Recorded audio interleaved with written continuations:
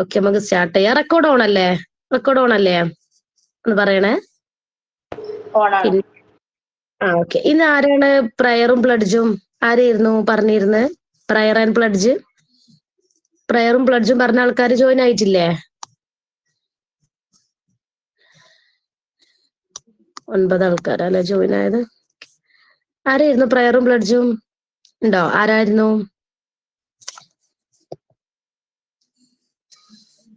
Hello, ഇന്ന് എടുക്കാനുള്ള പോർഷന് വിട്ടിട്ടുണ്ട് കേട്ടോ, ടെക്സ്റ്റ് ബുക്ക് ഇല്ലാത്ത ആൾക്കാർക്ക്. നമ്മളെ ക്ലാസ് നാളെ ആയിരുന്നു. അപ്പൊ റാഫി സാർ ഇന്ന് എടുക്കുമെന്ന് ചോദിച്ചിരുന്നു. പിന്നെ മറ്റേ നിങ്ങൾക്ക് ഇന്നത്തെ ക്ലാസ്സുള്ള മാമിനെന്തോ ഇവിടെ പോകാനുണ്ടെന്തോന്ന് പറഞ്ഞു. അപ്പൊ ഞാൻ ഓക്കെ ഒന്ന് എടുക്കാന്ന് പറഞ്ഞു. അല്ല, ഇന്ന് ആരാണ് പ്രയറും പ്ലഡ്ജും? ആരും ഇല്ലേ? ക്ലാസ് സ്റ്റാർട്ട് ചെയ്യാ? പ്രയറും പ്ലഡ്ജും ഇല്ലേ?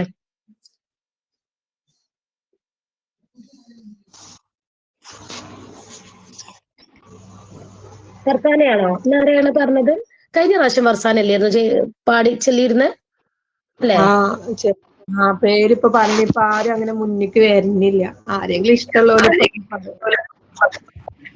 ചെല്ലട്ടെ. Okay okay, Maria. Okay. They shall be showers of blessing. This is the promise of love. They shall be seasons refreshing, sent from the Savior. Showers of blessing, showers of blessing we need.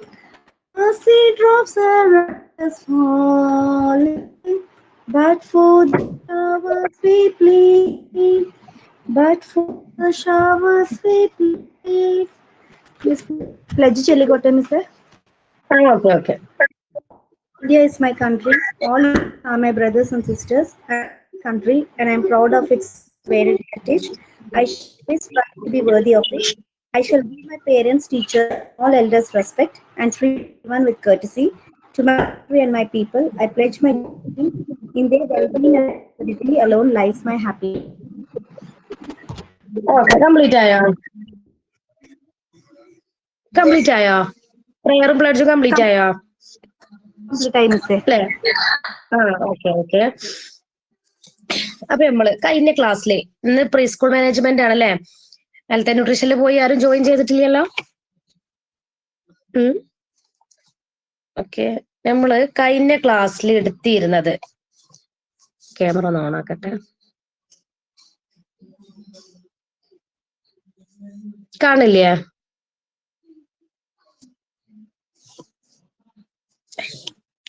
വീട്ടിൽ നിന്ന് എടുക്കുമ്പോ എന്തോ ഒരു പോലെയാണ്, എന്തോ ഒരു ബ്ലറല്ല.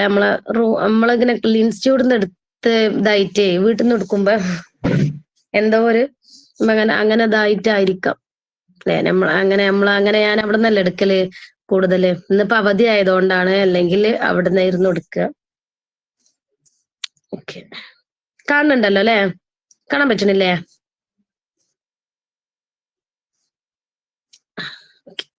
നമ്മൾ കഴിഞ്ഞ ക്ലാസ്സിൽ എന്തായിരുന്നു എടുത്തിരുന്നത്? കഴിഞ്ഞ ക്ലാസ്സിൽ ഒന്നാമതറിയോ, അവിടെ ഉള്ള ബാക്കിലുള്ള ലൈറ്റ് നേരെയാണ് വരുന്നത്. അപ്പൊ അതിങ്ങനെ നമ്മളെ കണ്ണിലേക്ക് കറക്റ്റ് നമ്മളെ കണ്ണിലേക്കാണ് വരിക. അതാണ് സംഭവം. ഓക്കെ, ഫിനാൻഷ്യൽ മാനേജ്മെന്റ് അല്ലെ? ഫിനാൻഷ്യൽ മാനേജ്മെന്റ് എന്താന്നൊക്കെ പഠിച്ചോ? ഞാനൊന്ന് ചോദിച്ചു നോക്കട്ടെ എന്തായാലും കേട്ടോ. ജസ്റ്റ് ചെറിയൊരു എന്തായാലും നിങ്ങൾ ടൈപ്പ് ചെയ്യാം കേട്ടോ. ടൈപ്പ് ചെയ്യണ്ടേ? ക്വസ്റ്റ്യൻ ചോദിച്ചു നോക്കണല്ലോ അല്ലെ? ക്വസ്റ്റ്യൻ ചോദിച്ചാലേ നമുക്ക് അറിയുള്ളൂ. പിന്നെ എന്താ പറയാ, നമുക്ക് ഈ ഒരു ഒന്നാമത്തെ ചാപ്റ്റർ അല്ലെ, ഞാനൊരു കാര്യം പറയട്ടെ. അതായത് ഞാനിപ്പോ നിങ്ങളെ പേപ്പേഴ്സ് ഒന്നും നോക്കിയിട്ടില്ലല്ലോ. അപ്പൊ ഇപ്പോ നിങ്ങൾ 3 സ്റ്റുഡൻസ് ഉണ്ടല്ലോ. അപ്പൊ ഒരാൾ, അതായത് ഇപ്പൊ മരിയന്റേത് സുഹൈല നോക്കുക, മർസീനന്റേത്, അങ്ങനെ ചേഞ്ച് ചെയ്ത് നിങ്ങൾക്ക് നോക്കാൻ പറ്റുമോ? എന്നിട്ട് നിങ്ങൾ ഗ്രൂപ്പിൽ പറയാ, അങ്ങനെ പറ്റുമോ? ഒന്ന് പറയണേ. അങ്ങനെ ഒരാൾ ചേഞ്ച് ചെയ്ത് നമുക്ക് ഇങ്ങനെ ക്വസ്റ്റ്യൻ ആൻസർ, അതായത് നമുക്ക് എക്സാം അതായത് നമുക്ക് നടത്താം കേട്ടോ. അറിയാ 5 മാർക്കിന്റെ ക്വസ്റ്റ്യൻ ഒക്കെ ഞാൻ നിങ്ങൾക്ക് അറിയൂ, അതായത് നമ്മൾ അത്യാവശ്യം 5 മാർക്കിന് എഴുതുമ്പോൾ നമുക്ക് അറിയൂലേ എങ്ങനെയാ എത്രത്തോളം എഴുതും എന്നുള്ള പോയിന്റ് എഴുതുമ്പം ഒരു 5 പോയിന്റ് എഴുതിയാൽ 5 മാർക്ക് കൊടുക്കാം. അങ്ങനെ പിന്നെ ഞാൻ അതിൽ ഇട്ടിട്ടുണ്ട്, അതായത് ഏതിനൊക്കെയാ മാർക്ക് വരുന്നത് എന്ന് ഞാൻ അതിൽ കൊടുത്തിട്ടുണ്ട്. അപ്പൊ അതായത് ഓരോരോ അതായത് ഷോർട്ട് ക്വസ്റ്റ്യനും ഉണ്ട്, ഫിൽ ഇൻ ദ ബ്ലാങ്ക്സും ഉണ്ട് ഇല്ലേ? അപ്പൊ ഫിൽ ഇൻ ദ ബ്ലാങ്ക്സും ഷോർട്ട് ക്വസ്റ്റ്യനും ഉണ്ട്, അത് രണ്ടും ഉണ്ടല്ലോ. അപ്പൊ അതിനൊക്കെ ഓരോ മാർക്കാണല്ലോ വരുന്നത്. വൺ വേർഡിന് ഷോർട്ട് ക്വസ്റ്റിന് 2 മാർക്കും പിന്നെ എസ്സേക്ക് 5 മാർക്കും ആണുള്ളത്. അപ്പൊ 5 പോയിന്റ്സ് ചെയ്ത് നിങ്ങൾക്ക് 5 മാർക്ക് കൊടുക്കാം. അങ്ങനെ പറ്റൂലേ? അങ്ങനെ ചെയ്തൂടെ? നിങ്ങൾ അങ്ങോട്ടും ഇങ്ങോട്ടും ചേഞ്ച് ചെയ്തിട്ട് നിങ്ങളെ ഗ്രൂപ്പ് ഉണ്ടെങ്കിൽ അതിലെങ്ങനെ ചേഞ്ച് ചെയ്തിട്ട് ചെയ്യാൻ പറ്റൂലേ? എന്നാൽ നമുക്ക് എന്താ പറയാ, നിങ്ങൾക്ക് കുറെ അതായത് വൺ വേർഡുകൾ ഒറ്റയ്ക്ക് നമുക്ക് നടത്താൻ പറ്റും കേട്ടോ. നിങ്ങൾ തന്നെ നോക്കിയിട്ട് ചെയ്യുകയാണെങ്കിൽ നമുക്ക് വൺ വേർഡ്, ക്വസ്റ്റ്യൻ ഒക്കെ ഞാൻ തരാം. ഒന്നാമത് എന്താ അറിയോ, നോക്കാനുള്ള ടൈം കിട്ടണില്ല, അതാണ് മെയിൻ പ്രശ്നം. ക്വസ്റ്റ്യൻ ആൻസർ നിങ്ങൾ എഴുതിയത് നോക്കാനുള്ള എന്താ പറയാ, ഒന്നാമത് മൊബൈൽ യൂസ് നമ്മൾ ഓഫ്ലൈൻ ആണെങ്കിൽ നമുക്ക് പെട്ടെന്ന് നോക്കിപ്പോ പിന്നെയും കുഴപ്പമുണ്ടാവില്ല. നോക്കിക്കാണ്ട് ഏതിലൊരു ആൻസർ പേപ്പർ അത് ഞങ്ങൾക്ക് വിട്ടെന്നാല് ഓക്കെ ആയിക്കോട്ടെ. ഒരാളത് ഞാൻ നോക്കിയിട്ട് ഞാൻ വിട്ടുതരാം. ഫസ്റ്റ് ആരാണോ എഴുതിയത് നോക്കട്ടെ. ഫസ്റ്റ് എഴുതിയ ആളെ നോക്കിയിട്ട് ഞാൻ അത് ആരാ ചെയ്തത് നോക്കിയിട്ട് ഞാൻ വിട്ടുതരാം. അപ്പൊ നിങ്ങൾക്ക് ഏകദേശം മനസ്സിലാവും അല്ലെ, എന്താ പറയാ, അതായത് ഇങ്ങനെയാണ് ആൻസർ എഴുതണ്ടേന്ന് മനസ്സിലാവൂലേ? ഫസ്റ്റത്തത് 29 മാർക്ക്. ഔട്ട് ഓഫ് 29 ആണ് അതിൽ വരുന്നത്, 29. അപ്പൊ ഞാൻ ഫസ്റ്റത്തത് ആരുതാ നോക്കട്ടെ കേട്ടോ. ഫസ്റ്റത്തെ ആരുതാണ് നോക്കിയിട്ട് ഞാൻ അതൊന്ന് മാർക്ക് ചെയ്തിട്ട് വിട്ടുതരാം. എന്നിട്ട് നിങ്ങൾ എന്ത് ചെയ്യാ, നിങ്ങളെ ഗ്രൂപ്പില് അതായത് ഇപ്പൊ നിങ്ങൾ എത്ര ആൾക്കാരുണ്ട്? 43 സ്റ്റുഡൻസ് ഉണ്ടോ? 43 സ്റ്റുഡൻസ് ആണുള്ളത് അല്ലെ? അപ്പൊ അങ്ങോട്ടും ഇങ്ങോട്ടും ചേഞ്ച് ചെയ്തിട്ട് നിങ്ങളെ പേപ്പർ തന്നെ നോക്കരുത്. അതായത് ഇപ്പൊ ഞാൻ പറഞ്ഞല്ലോ, ഇപ്പൊ സുഹൈല മരിയ, പിന്നെ മരിയന്റേത്, പിന്നെ ഇപ്പം റസീന, അല്ലെങ്കിൽ മൂസിനാന്റേത് റസീന, അങ്ങനെ അങ്ങോട്ടും ഇങ്ങോട്ടും അങ്ങനെ ഇവിടെ നമ്മൾ ചെയ്യലുണ്ട് കേട്ടോ. അങ്ങോട്ടും ഇങ്ങോട്ടും പേപ്പേഴ്സ് ഇപ്പൊ ഓഫ്ലൈനിൽ അങ്ങനെ ചെയ്യലുണ്ട്, നമ്മൾ മാർക്ക് ഇടുക. അപ്പൊ വൺ വേർഡും ഫിൽ ഇൻ ദ ബ്ലാങ്ക്സ് ഒക്കെ ആണെങ്കിലേ നല്ലതാണല്ലോ നമുക്ക് ചെയ്ത് നോക്കണത് അല്ലെ? നിങ്ങൾക്കും ഏകദേശം ഒരു മനസ്സിലാവുമല്ലോ എങ്ങനെ മാർക്ക് ഇടണം അല്ലെ? എന്നെ അടുത്ത വർഷം ടീച്ചേഴ്സ് ആയിട്ട് കയറുമ്പോൾ എങ്ങനെ മാർക്ക് ഇടണം അതും കൂടെ നമുക്ക് മനസ്സിലാക്കാൻ പറ്റുമല്ലോ അല്ലെ? നിങ്ങളൊന്ന് ചെയ്ത് നോക്കി. എന്തായാലും ഞാൻ ഒരാളത് വിട്ടുതരാം. ഫസ്റ്റ് അറ്റൻഡ് ചെയ്ത ആളത് ഞാൻ നോക്കിയിട്ട് ഞാൻ വിട്ടുതരാം കേട്ടോ. എന്നിട്ട് അതിനനുസരിച്ച് ചെയ്താൽ മതി. നിങ്ങൾ ഗ്രൂപ്പ് ഇല്ലേ, സ്റ്റുഡൻസ് ഓൺലി ഉള്ള ഗ്രൂപ്പ് ഉണ്ടോ? ഇല്ലേ? അതിലില്ലേ? ഞാൻ ആരാ നോക്കണ്ടേന്ന് ഞാൻ പറഞ്ഞുതരാം. സ്റ്റുഡൻസ് ഓൺലി ഗ്രൂപ്പ് ഉണ്ട്. അപ്പൊ ആര് നോക്കണം എന്ന് ഞാൻ പറഞ്ഞുതരാം. നിങ്ങൾ തന്നെ സെലക്ട് ചെയ്യണ്ട കേട്ടോ. ആര് നോക്കേണ്ടത് എന്നുള്ളത് ഞാന് വിട്ടുതരാം. ഇതില് മൂസിന ഉണ്ടല്ലോ, അപ്പൊ അവനെ ലീഡർ അല്ല, ലീഡർ മൂസിനല്ലേ, മാറിയിട്ടില്ലല്ലോ. അപ്പൊ മൂസിനേക്ക് ഞാൻ വിട്ടുതരാം. അപ്പൊ ഞാൻ അതിലേക്ക് വിട്ടുതരാം ആരാണ് ആരത് നോക്കേണ്ടത് എന്ന്. അപ്പൊ അങ്ങനെ ചെയ്താൽ മതി. എന്നാ പിന്നെ നിങ്ങൾക്ക് ബുദ്ധിമുട്ടില്ലല്ലോ കേട്ടോ. എന്നിട്ട് ഞാൻ ഒരാളത് ഫസ്റ്റ് എഴുതിയ ആരാന്ന് ഞാൻ നോക്കട്ടെ. എന്നിട്ട് ഓരത് ഞാൻ അതും കൂടെ ഞാൻ വിട്ടുതരാം. അപ്പൊ നിങ്ങൾക്ക് ഏകദേശം മനസ്സിലാവും കേട്ടോ. എന്നാ നമുക്ക് എന്താ അറിയോ, കുറെ നമുക്ക് വൺ വേർഡുകൾ നമ്മളിപ്പോ ഈ ഒരു ഓരോ ചാപ്റ്ററിന്റെ ക്വസ്റ്റ്യൻ ആൻസർ മാത്രം യൂണിറ്റ് ടെസ്റ്റ് അല്ലാതെ തന്നെ വൺ വേർഡും നടത്താൻ പറ്റും. വൺ വേർഡ് മാത്രം നടത്തുന്നത് നല്ലതാണല്ലോ. ഫിൽ ഇൻ ദ ബ്ലാങ്ക്സും വൺ വേർഡും പിന്നെ ക്വസ്റ്റ്യൻ ആൻസറും. എനിക്ക് ക്വസ്റ്റ്യൻ ഇടാനൊന്നും എനിക്ക് ബുദ്ധിമുട്ടില്ല. നമ്മൾ ഇത് നോക്കാനുള്ള ഒന്നാമത് ടൈം കിട്ടണില്ല, അതാ മെയിൻ പ്രശ്നം. നമ്മള് ക്വസ്റ്റ്യൻ ആൻസർ നോക്കാനുള്ള ടൈം കിട്ടാത്തതേ കേട്ടോ. അപ്പൊ നിങ്ങൾ അങ്ങനെ നോക്കി എന്തായാലും. ഞാൻ ഒരാളത് വിട്ടു തരണ്ട കേട്ടോ. പിന്നെ ആര് നോക്കണം എന്ന് ഞാൻ പറഞ്ഞുതരാം. എല്ലാവരെയും നമ്പർ ഞാൻ സേവ് ആക്കിയിട്ടുണ്ട്. അപ്പൊ ഞാൻ അങ്ങനെ ചെയ്യാം കേട്ടോ. അപ്പൊ ഓക്കെ, ഞാൻ എന്തായാലും ക്വസ്റ്റ്യൻ ചോദിച്ചു നോക്കട്ടെ. ക്വസ്റ്റ്യൻ ചോദിച്ചിട്ട് കിട്ടുന്നുണ്ടോ നോക്കട്ടെ. What are the main objectives of institutional planning? Type ചെയ്താൽ മതി കേട്ടോ. ഞാൻ ആരാ ഫസ്റ്റ് ടൈപ്പ് ചെയ്യണ നോക്കിയാൽ നോക്കും. അപ്പൊ നമുക്ക് അറിയാൻ പറ്റും അല്ലെ ആരാണ് first type ചെയ്യണെന്നുള്ളത്.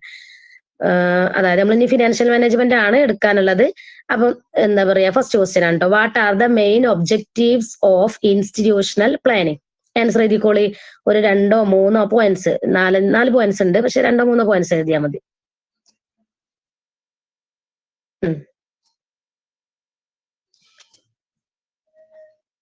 Yes, first answer ആരാ എഴുതിയത്? ഫായിസയാണ് അല്ലെ? ഓക്കെ.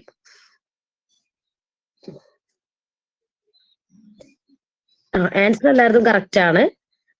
അതായത് ഓരോരുത്തരും എല്ലാവരും ഒരുപോലെ അല്ലേ എഴുതണത്, വ്യത്യസ്തമായിട്ടാണ്. അപ്പൊ എല്ലാവരും പഠിച്ചിട്ടുണ്ട്. കോ curricular activities, professional development of teachers, പിന്നെ എന്തായിരുന്നു, ടീച്ചിങ് ലേണിംഗ് മെത്തേഡ്സ് അല്ലെ? എല്ലാവരും എഴുതണേ. എഴുതിയത് തെറ്റല്ലേ മിസ്സേ? ടൈം ഫാക്ടർ നോക്കട്ടെ എവിടെ ഔട്ട്കം. മർജിന് ടൈം ഫാക്ടർ എഴുതിയിട്ടുണ്ട്. അതെന്താ വർക്ക് ഫാക്ടർ ഒക്കെ എഴുതിയിട്ടുണ്ടല്ലോ? ക്വസ്റ്റ്യൻ മനസ്സിലായില്ലേ? അതായത് what are the main objectives of institutional planning. രണ്ടാള് മർജിൻ എഴുതിയതും അതുപോലെ മർജിൻ എഴുതിയതാണ് രണ്ടും, ടൈം ഫാക്ടറും വർക്ക് ഫാക്ടറും അല്ലെ. മാറി എഴുതിയോ? കുഴപ്പമില്ല. ഇപ്പൊ മാറി എഴുതിയാലും ഫൈനലിൽ അത് റെഡിയാക്കും അല്ലെ. ഇപ്പൊ നമ്മൾ മാറി എഴുതിയാലും കുഴപ്പമില്ല. അപ്പൊ അതിന്റെ ആൻസർ കറക്റ്റ് മനസ്സിലാക്കുക. എന്താണ് ആൻസർ? എന്താ അവിടെ ഒരു എഴുതിയിട്ടുണ്ട്, എല്ലാവരും എഴുതിയിട്ടുണ്ട്. എന്താണ് എഴുതിയത്? കോ curricular activities, professional development of teachers, teaching learning methods, പിന്നെന്താണ് ഔട്ട്കം ഓഫ് ദ സ്റ്റുഡൻസ് അല്ലെ. മർജിന ഒന്ന് മാറ്റി എഴുതണേ. വർക്ക് ഫാക്ടർ അല്ല കേട്ടോ, വർക്കും ടൈമും അല്ല, അത് ഫാക്ടേഴ്സ് ഇൻഫ്ലുവൻസ് പ്ലാനിങ് ആണ്. നിങ്ങൾ ക്വസ്റ്റ്യൻ നന്നായിട്ട് ശ്രദ്ധിച്ചിട്ട് ആൻസർ ചെയ്തണം കേട്ടോ. ക്വസ്റ്റ്യൻ നന്നായിട്ട് ശ്രദ്ധിച്ചിട്ട് ആൻസർ ചെയ്തണേ. ഫാക്ടേഴ്സ് ഇൻഫ്ലുവൻസ് പ്ലാനിങ് അതാണ് ഇപ്പൊ എഴുതിയത്. അതായത് വർക്ക് ഫാക്ടർ അതിൽ ഇൻക്ലൂഡ് ആണ്. പക്ഷെ ഞാൻ ചോദിച്ച ക്വസ്റ്റ്യൻ എന്താണ്? What are the main objectives of institutional planning എന്നാണ് ചോദിച്ചത് കേട്ടോ. എല്ലാരും എഴുതിയോ? 18 ആൾക്കാർ ജോയിൻ ആയിട്ടുണ്ട്. 18 ആൾക്കാർ എഴുതിക്കോളി. എല്ലാരും എഴുതണേ.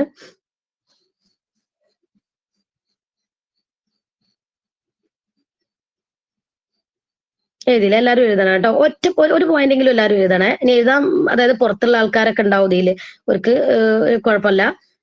അതായത് പുറത്തുള്ള ആൾക്കാരുണ്ടെങ്കിൽ പുറത്താണെന്ന് പറഞ്ഞാൽ മതി കേട്ടോ. ബാക്കി എല്ലാരും എഴുതണേ. ഒന്നെങ്കിലും എഴുതണം കേട്ടോ. 1-2 പോയിന്റ്സ് ആണല്ലോ നമുക്ക് എക്സാമിന് എഴുതാനുണ്ടാവുക. ഓക്കെ. മിസ് ഞാൻ എഴുതിയിട്ടില്ല കേട്ടോ. ഞാൻ എന്റെ പണി തീർന്നിട്ടില്ല. ഫുഡ് കഴിക്കാൻ വാച്ചി വന്നിരിക്കാം. അതാ കിച്ചണിലാണോ? ഷെബിനല്ലേ പറഞ്ഞത്? അതെ അതെ, കിച്ചണിലാണ്. ശരി, ഓക്കെ ഓക്കെ. കിച്ചൺ ഡ്യൂട്ടി കഴിഞ്ഞിട്ട് വാട്ടോ. എന്താ കർക്കിടക കഞ്ഞി എന്തെങ്കിലും ഉണ്ടാക്കുന്നുണ്ടോ? കർക്കിടക വാവായിട്ട് ആരെങ്കിലും? ഇല്ല മിസ്സേ, ഒന്ന് പുറത്തു പോയി വന്നപ്പോ ഫുഡ് കഴിക്കാൻ പോണുള്ളൂ. അവരെ ഉമ്മച്ചി വാച്ചിയൊക്കെ മേശപ്പുറത്തിരിക്ക, ഐ മീൻ കഴിക്കാതിരിക്കാം. ശരി. ഇന്നിപ്പം അല്ലെ, അതായത് ഇവർക്കൊക്കെ കർക്കിടകത്തിന് എന്തോ ബലിതർപ്പണോ എന്തോ കാര്യങ്ങളൊക്കെ ഉണ്ടാവലുണ്ട് അല്ലെ. ഒരിങ്ങനെ അവിടെ സ്റ്റുഡൻസ് ഇങ്ങനെ പറഞ്ഞു കേട്ടാണ്. അങ്ങനെ എന്തൊക്കെ ഉണ്ടാ. ആതിര ഹോസ്പിറ്റലിലാണ് അല്ലെ. ഓക്കെ, ഹോസ്പിറ്റലിലുള്ള ആൾക്കാരൊന്നും എഴുതണ്ട കേട്ടോ. അതായത് ആൻസർ ഇവരെഴുതുന്നത് നോക്കുക കേട്ടോ. അപ്പം ഇനിയിപ്പോ എന്തെങ്കിലും ഡൗട്ട് ഉണ്ടെങ്കിൽ മനസ്സിലാക്കാമല്ലോ. ഇവരെഴുതുന്നത് നോക്കുക കേട്ടോ. ബാക്കിയുള്ള ആൾക്കാർ എഴുതുന്നത് നോക്കിയാൽ മതി. ഓക്കെ, ഇനി നെക്സ്റ്റ് ക്വസ്റ്റ്യൻ ആണ്. Dash and orderly arrangement. ഇത് ആരും തെറ്റിക്കാൻ പാടില്ല. ഇത് തെറ്റിച്ച ആൾക്കാർക്ക് ഇമ്പോസിഷൻ ഉണ്ടാവും. Dash and orderly arrangement of the plans and programs for the betterment of an institution. Dash and orderly arrangement of the മോസിന് എഴുതിയിട്ടുണ്ട് of the plans and programs for the betterment of institution. ആരും തെറ്റിക്കരുത് കേട്ടോ. ഈ ഒരു question important ആണ്. Institutional planning. Okay, എല്ലാവരും എഴുതിക്കോളി. ഇൻസ്റ്റിറ്റ്യൂഷൻ സിമ്പിൾ ആണ്, പക്ഷെ എക്സാമിന്റെ ടൈമിൽ എല്ലാം കൂടെ അല്ലെ. ഒരു ക്വസ്റ്റ്യൻ നിങ്ങൾ കിട്ടുമ്പോൾ ഒരു 2 പ്രാവശ്യമെങ്കിലും വായിച്ചു നോക്കണം കേട്ടോ. ഫൈനൽ എക്സാമിന് 2-3 പ്രാവശ്യം വായിച്ചു നോക്കുക. അപ്പൊ തന്നെ നിങ്ങൾക്ക് അതിന്റെ ആൻസർ പെട്ടെന്ന് നമുക്ക് കിട്ടും. ചിലപ്പോ നമുക്ക് അറിയാന്നുള്ള രീതിയിൽ നമ്മളാണ്ട് എഴുതൂലേ. അപ്പൊ നമ്മൾ മാറി എഴുതും. അപ്പൊ അങ്ങനെ അത് നിങ്ങൾ നന്നായിട്ട് ശ്രദ്ധിക്കണം കേട്ടോ. ഓക്കെ, ഇൻസ്റ്റിറ്റ്യൂഷണൽ പ്ലാനിങ് ആണ്.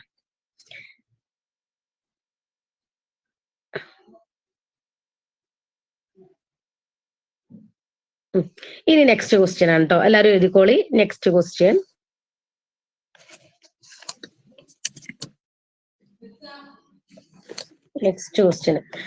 Factors influence planning. Factors influence planning അല്ലെ. What are the factors influence planning? ഏതൊക്കെയാന്ന് മാത്രം എഴുതിയാൽ മതി. അപ്പൊ എന്താന്നൊന്നും എഴുതണ്ട. എത്ര ഫാക്ടേഴ്സ് ഉണ്ട് എന്ന് എഴുതുക. എത്ര ഫാക്ടേഴ്സ് ഉണ്ട്?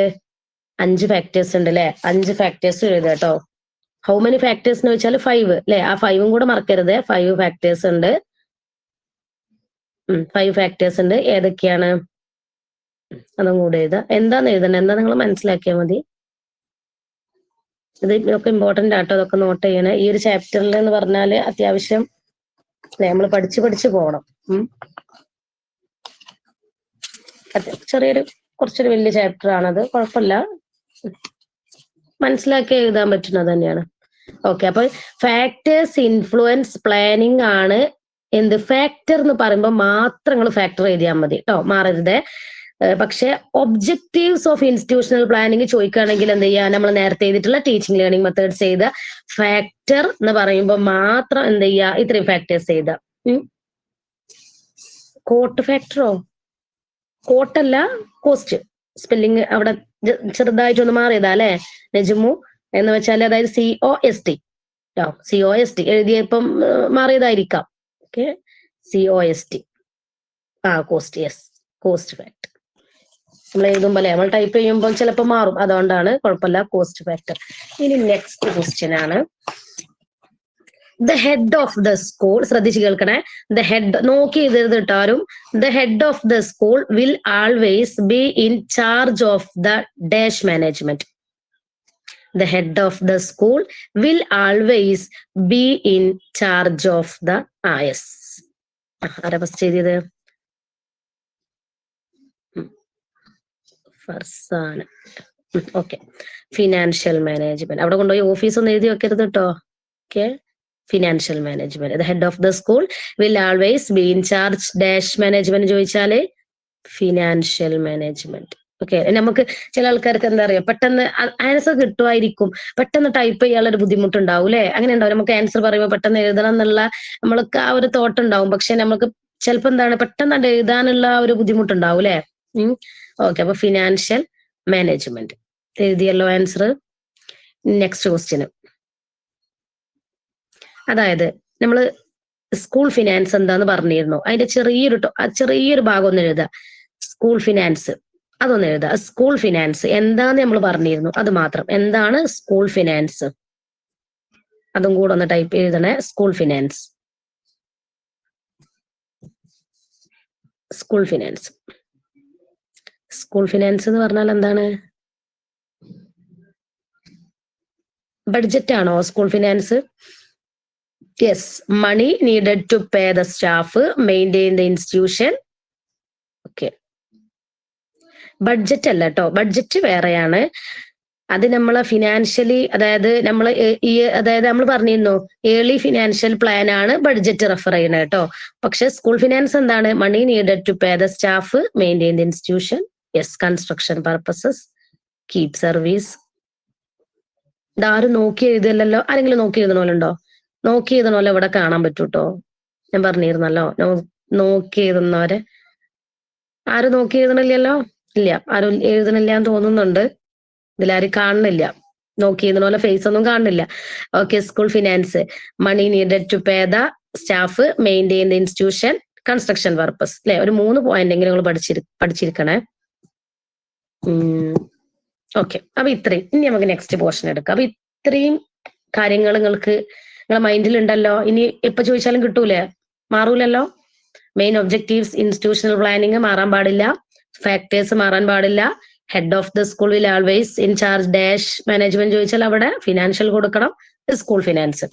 ഇത്രയും കാര്യങ്ങൾ എന്ത് ചെയ്യണം, നിങ്ങള് നോട്ട് ചെയ്ത് വെക്കണേ. ഞാൻ വേറൊരു ക്വസ്റ്റ്യൻ ചോദിച്ചോട്ടെ കേട്ടോ. ഡാഷ് മാനേജ്മെന്റ്, ശ്രദ്ധിച്ച് കേൾക്കണേ. Dash management means how to manage the staffs, the records, how to take a decision. ഒന്നുകൂടെ പറയാം, ആരതിന്റെ ആൻസർ ചെയ്തത് ഫസ്റ്റ് നോക്കട്ടെ. Dash management means how to, yes, very good. ആരാ ഫസ്റ്റ് എഴുതിയത്? നമ്മളെ ലീഡർ തന്നെയാണ് എഴുതിയത് അല്ലെ. ഓഫീസ്, അവിടെ ഒരു ഈയും കൂടെ കൊടുക്കണേ. ഓഫീസ് അല്ലെ, പെട്ടെന്ന് എഴുതിയപ്പം അങ്ങനെ വന്നതായിരിക്കാം. Office, okay. ഓഫീസ് മാനേജ്മെന്റ് അല്ലെ. അത് ഇത് ഈ ചാപ്റ്റർ അല്ല, സെക്കൻഡ് ചാപ്റ്റർ ആണ്. പക്ഷെ ഞാൻ ഓഫീസും ഫിനാൻഷ്യലും മാറാതിരിക്കാൻ വേണ്ടിയിട്ടാണ് ആ ഒരു ഒറ്റ ക്വസ്റ്റ്യൻ ഞാൻ ഇപ്പൊ ഇവിടെ ചോദിച്ചത് കേട്ടോ. ഓക്കെ, അപ്പൊ ഓഫീസ് മാനേജ്മെന്റും ഫിനാൻഷ്യൽ മാനേജ്മെന്റും ആ ഒരു ഡിഫറൻറ്റ് അറിയാലോ അല്ലെ, മാറിയരുത്. ഇൻസ്റ്റിറ്റ്യൂഷണൽ പ്ലാനിങ്ങിന് മാറൂല, അത് ക്വാർട്ടർലി പ്ലാൻസും പ്രോഗ്രാംസും ആകുമ്പോ തന്നെ നിങ്ങൾക്ക് അത് എഴുതാൻ കിട്ടും. ഓക്കെ, ഇനി നമുക്ക് ക്ലാസ് എടുക്കാട്ടോ ബാക്കി. അപ്പൊ നമ്മൾ ഫിനാൻഷ്യൽ മാനേജ്മെന്റ് എവിടെ വരെയായിരുന്നു എടുത്തിരുന്നത്? ഫിനാൻഷ്യൽ മാനേജ്മെന്റ് കംപ്ലീറ്റ് എടുത്തില്ലേ? കംപ്ലീറ്റ് എടുത്തില്ലേ ഫിനാൻഷ്യൽ മാനേജ്മെന്റ്? ഒന്ന് പറയണേ. ഇല്ല മിസ്സേ, ബൈ കാൽക്കുലേറ്റിംഗ് ദിസ് അവിടെ മുതലെടുത്തോണ്ട്. അവിടെയാണ് ലാസ്റ്റ് എത്തിയത് അല്ലേ? ഓക്കെ, അപ്പൊ നമുക്ക് ഇനി അവിടെ നിന്ന് തന്നെ എടുക്കാം. വരുമാനങ്ങളാണ് ഇനി പറയാനുള്ളത് അല്ലെ. By calculating this this the net deficit or surplus is calculated. The head of the institution holds the responsibility in making financial decisions and work of salary disbursement. In some school, the teachers will be allotted to collect the fees. ഇതിനൊക്കെ ഒരാൾ വായിച്ചിരണല്ലോ. Leader ഇവിടെ മൂസിനെ വായിക്കും. By calculating. നമ്മൾ ആദ്യം പ്രചോദനം കൊടുക്കേണ്ടത് ലീഡറാണ്, ബാക്കിയുള്ള ആൾക്കാർക്ക് പ്രചോദനം കൊടുക്കേണ്ടത്. അപ്പൊ ഫസ്റ്റ് ലീഡർ വായിക്കട്ടെ. വായിച്ച മൂസിനെ. By calculating this, the head of the institution hold the responsibility in making financial decisions of salary disbursement. In some schools, the teachers will be allotted to collect the fees. Okay. അപ്പൊ എന്താണ് അവിടെ പറഞ്ഞത് നോക്കാം. By calculating this the net deficit or surplus is calculated അല്ലെ. അത് മൊത്തത്തിൽ ഒന്നാണ് വായിക്കാം കേട്ടോ. The head of the institution holds the responsibility in making financial decisions and work of salary disbursement അല്ലെ. നമ്മളെ സ്കൂളുകൾ നമ്മൾ എന്ത് ചെയ്യുന്നുണ്ട്, കാൽക്കുലേറ്റ് ചെയ്യുന്നുണ്ട് ഇല്ലേ. അതായത് നമുക്ക് സാലറി തരാനുള്ളത്, അതുപോലെ സ്റ്റുഡൻസിന്റെ ഫീസ്, ഇതൊക്കെ നമ്മൾ എന്ത് ചെയ്യുന്നുണ്ട്, കാൽക്കുലേറ്റ് ചെയ്യുന്നുണ്ട്. അതിന് ബാലൻസിന് എത്ര തരാനുണ്ട് അല്ലെ. നമ്മളിപ്പോ ഒരു മന്തില് നമുക്ക് അതായത് 2000 ആണ് അടക്കേണ്ടതെങ്കിൽ നമ്മൾ ചിലപ്പം എന്ത് ചെയ്യും, 1500 അടക്കുള്ളൂ, ബാക്കി 500 കൂടെ കൊടുക്കാണ്ട്. അപ്പൊ അതൊക്കെ നമ്മൾ എന്ത് ചെയ്യും, കാൽക്കുലേറ്റ് ചെയ്ത് ബാലൻസ് ഇത്ര കൊടുക്കാണ്ടത് നമ്മളടുത്തൊരു റെസിപ്റ്റ് ഉണ്ടാവും, അവിടെ സ്കൂളിൽ റെസിപ്റ്റ് ഉണ്ടാവും അല്ലെ. നമ്മളടുത്തും വേണമല്ലോ റെസിപ്റ്റ്, നമുക്ക് പ്രൂഫ് വേണമല്ലോ. അപ്പൊ അത് ജസ്റ്റ് ഒരു എക്സാമ്പിൾ പറഞ്ഞതാണ്. അപ്പൊ നമ്മൾ എന്താന്ന് വെച്ചാല് നമ്മളെ വരുമാനവും അതുപോലെ ചെലവും അല്ലെ, നമ്മളെ വരുമാനം നമ്മളെ സ്കൂളുകളിലേക്കുള്ള, അതായത് വരുമാനം അതിന്റെ ചെലവൊക്കെ നമ്മൾ എന്ത് ചെയ്യുന്നുണ്ട്, സൂക്ഷിച്ചു വെക്കുന്നുണ്ട് അല്ലെ. അത് കാൽക്കുലേറ്റ് ചെയ്ത് വെക്കുന്നുണ്ട്. എന്തിനാണ് അത് നമ്മൾ അങ്ങനെ കാൽക്കുലേറ്റ് ചെയ്ത് വെക്കുന്നത്? എന്തിനാന്ന് വെച്ചാല് നമ്മൾ head of the institution holds the responsibility making financial decision and work of salary disbursement അല്ലെ.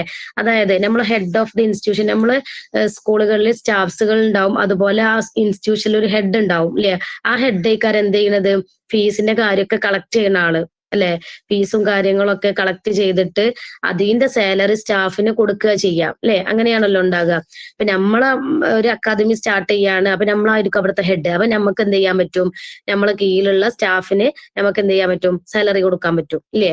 അപ്പൊ അവിടുത്തെ ഹെഡ് ഓഫ് ദ ഇൻസ്റ്റിറ്റ്യൂഷൻ എന്ത് ചെയ്യുന്നുണ്ട്, അവർക്കൊരു റെസ്പോൺസിബിലിറ്റി ഉണ്ട് അല്ലെ.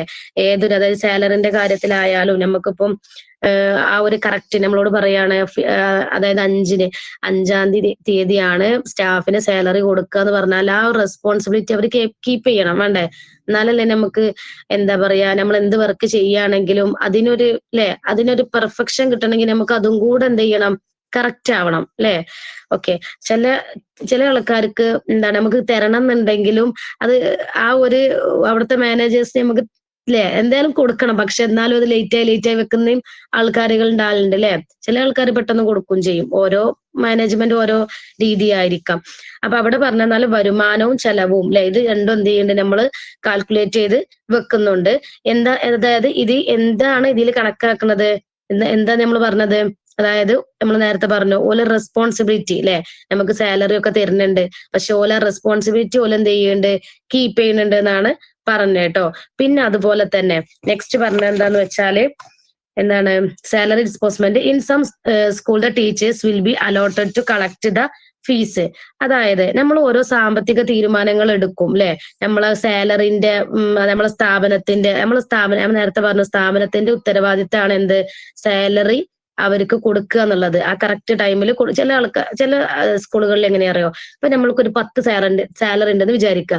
ആദ്യം ഒരു 3 തരും, പിന്നെ ഒരു 2 തരും അല്ലെ, പിന്നെ ബാക്കി 5 തരും. പക്ഷെ നമുക്ക് അതുകൊണ്ടൊരു പെർഫെക്റ്റ് ആവൂലല്ലോ. നമ്മൾ ആ 2 ആദ്യം എന്ത് ചെയ്തിട്ടുണ്ടാവും, അത് അവിടെ കഴിഞ്ഞിട്ടുണ്ടാവും അല്ലെ. ഒരുമിച്ച് തരികയാണെങ്കിൽ നമുക്കതൊരു ഉപകാരത്തിൽ എടുക്കാൻ പറ്റും അല്ലെ. അങ്ങനെയാണല്ലോ സാധാരണ ഉണ്ടാവല്. അപ്പോ എന്താണ്, അവിടെ നമുക്ക് അതായത് സ്കൂളുകളിൽ സാമ്പത്തിക എന്തെങ്കിലും തീരുമാനങ്ങൾ എടുക്കും. അപ്പൊ അതിൽ നമ്മളെ ശമ്പളങ്ങൾ, അതായത് സാലറി എന്ത് ചെയ്യണം, അത് കറക്റ്റ് തരേണ്ടത് അവിടുത്തെ സ്ഥാപനത്തിന്റെ എന്താണ്, റെസ്പോൺസിബിലിറ്റിയാണ്, ഉത്തരവാദിത്തമാണ് കേട്ടോ. ചില സ്കൂളുകളിൽ നമ്മൾ എന്ത് ചെയ്യും, ഇപ്പം ഫീസ് വാങ്ങാന്, ഇപ്പൊ ചില സ്കൂളുകളിൽ എന്താ ചെയ്യല്, ഫീസ് വാങ്ങാന് അധ്യാപകർ എന്ത് ചെയ്യും, അനുവദിക്കും. ഇപ്പൊ ഞാൻ പറഞ്ഞുതരാം. ഞാൻ അതായത് ഗ്ലോബൽ എന്ന അക്കാദമിയിൽ വർക്ക് ചെയ്തിരുന്നു. അവിടെ എന്താന്ന് വെച്ചാല് സ്റ്റുഡൻസ് നിങ്ങളിപ്പോ ക്യാഷ് അടക്കുമല്ലോ, അതീത്തെ സാലറി എന്റേത് ഞാൻ എടുക്കും. എന്റേത് എടുത്തതിന് ശേഷം ബാക്കിയാണ് അവിടുത്തെ സാർക്ക് കൊടുക്കല്. അങ്ങനെ ചെയ്തിരുന്നു. അങ്ങനെ നമുക്ക് എന്താ പറയുക പെൻഡിങ് വരൂല, ഓരോ മാസവും കറക്റ്റ് കിട്ടിയിരുന്നു. കാരണം ഇവര് തരുന്ന സാലറി നമ്മൾ എടുത്തിട്ട് ബാക്കിയാണ് അവിടുത്തെ സാർക്ക് കൊടുക്കുക. അങ്ങനെയായിരുന്നു ഞാൻ ഒരു ഫസ്റ്റ് 3 വർഷം വർക്ക് ചെയ്തിരുന്ന ഗ്ലോബൽ അക്കാദമി, അവിടെ നമ്മൾ ചെയ്തിരുന്നത്. അപ്പൊ അങ്ങനെ ഓരോ അക്കാദമിയിൽ ഓരോ സിസ്റ്റം ഉണ്ടാവും. അവിടുത്തെ സാർക്ക് കുഴപ്പമില്ലായിരുന്നു. അപ്പൊ ഓരോ അക്കാദമിയിൽ ഓരോ സിസ്റ്റം ആണല്ലോ ഉണ്ടാവുക. അപ്പൊ അതാണ് കേട്ടോ ഈ ഒരു ലാസ്റ്റ് പാരഗ്രാഫിൽ പറഞ്ഞ നമ്മളെ റെസ്പോൺസിബിലിറ്റി അല്ലെ, നമ്മളെ സാലറിന്റെ കാര്യങ്ങളിൽ എന്ത് ചെയ്യുക, റെസ്പോൺസിബിലിറ്റി കീപ്പ് ചെയ്യുക എന്നുള്ളത് കേട്ടോ. അതിൽ ഇമ്പോർട്ടൻസ് ഒന്നുമില്ല, നമ്മൾ മനസ്സിലാക്കുക എന്നുള്ളത് മാത്രമാണ് കേട്ടോ. നമ്മളിപ്പോ നിങ്ങളൊക്കെ അടുത്ത വർഷം ഒരു അക്കാദമിയിൽ വർക്ക് ചെയ്യുമ്പോൾ അല്ലെ, ആ സാലറി ഒക്കെ പെൻഡിങ് വരാതെ കറക്റ്റ് എല്ലാവർക്കും കിട്ടട്ടെ കേട്ടോ, എല്ലാവർക്കും സ്കൂളുകളൊക്കെ കിട്ടിയിട്ട്. ഓക്കെ, അപ്പൊ അതാണ് ഈ ഒരു ഒറ്റ പാരഗ്രാഫിൽ പറഞ്ഞത് കേട്ടോ. ഇനി നമ്മൾ പറയാൻ പോകുന്നത് financial responsibility of the school head അല്ലെ. ഇത് ഇമ്പോർട്ടന്റ് ആട്ടോ, അതിൽ 6 ഇമ്പോർട്ടന്റ് കാര്യങ്ങളുണ്ട്. അതായത് financial responsibility of the school head അല്ലെ. അതായത് എന്താണ്, നമ്മളെ സ്കൂൾ മേധാവിയുടെ, അവിടുത്തെ സ്കൂൾ ഹെഡിന്റെ സാമ്പത്തികമായിട്ടുള്ള ഉത്തരവാദിത്തമാണ് ഇനി പറയാൻ പോകുന്നത്. നമുക്ക് നോക്കാം. ഫസ്റ്റ് പോയിന്റ് എന്താണ്, to prepare the school budget. അപ്പൊ തന്നെ നമുക്കത് മൈൻഡിൽ നിൽക്കണം, എന്ത്, സ്കൂൾ ബഡ്ജറ്റ് എന്നുള്ള കാര്യം കേട്ടോ. To prepare the school budget.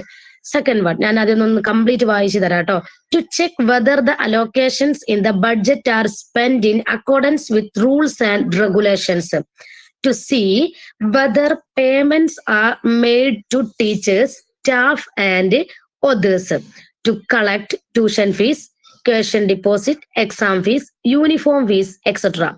To maintain a good accounting system. To check whether the expenditure records are carefully kept. ഇതാരാ വായിക്കുക? Financial responsibility of the school head എന്നുള്ളത് ഞാൻ വായിക്കാന്ന് പറഞ്ഞ ആരാ മുമ്പോട്ട് വരിക? നോക്കട്ടെ, ആരാ വായിക്കുക? ഞാൻ വിളിക്കാതെ തന്നെ വരുന്ന യെസ്, ഫായിസ വായിച്ചു. Okay. Financial responsibility of the school head. First one, to prepare the school budget.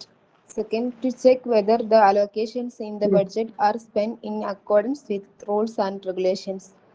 Third, to see whether payments are made to teachers, staff and others.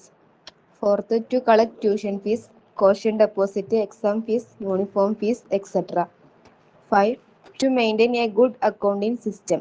6, to check whether the expenditure records are carefully kept.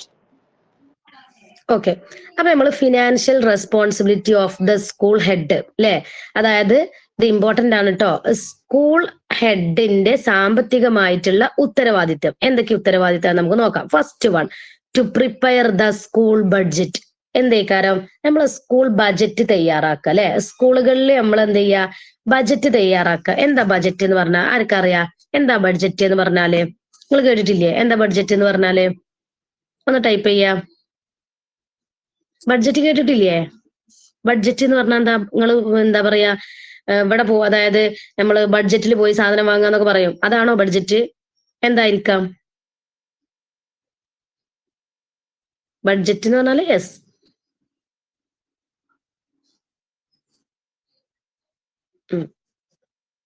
നമ്മളെ അതായത് വരുമാന ചെലവ് അല്ലെ, വരുമാന ചെലവാണ് അല്ലെ, വരുമാന ചെലവാണ് ബഡ്ജറ്റ് എന്ന് പറഞ്ഞാൽ. ഫിനാൻഷ്യൽ മാനേജ്മെന്റ് തന്നെയാണ്.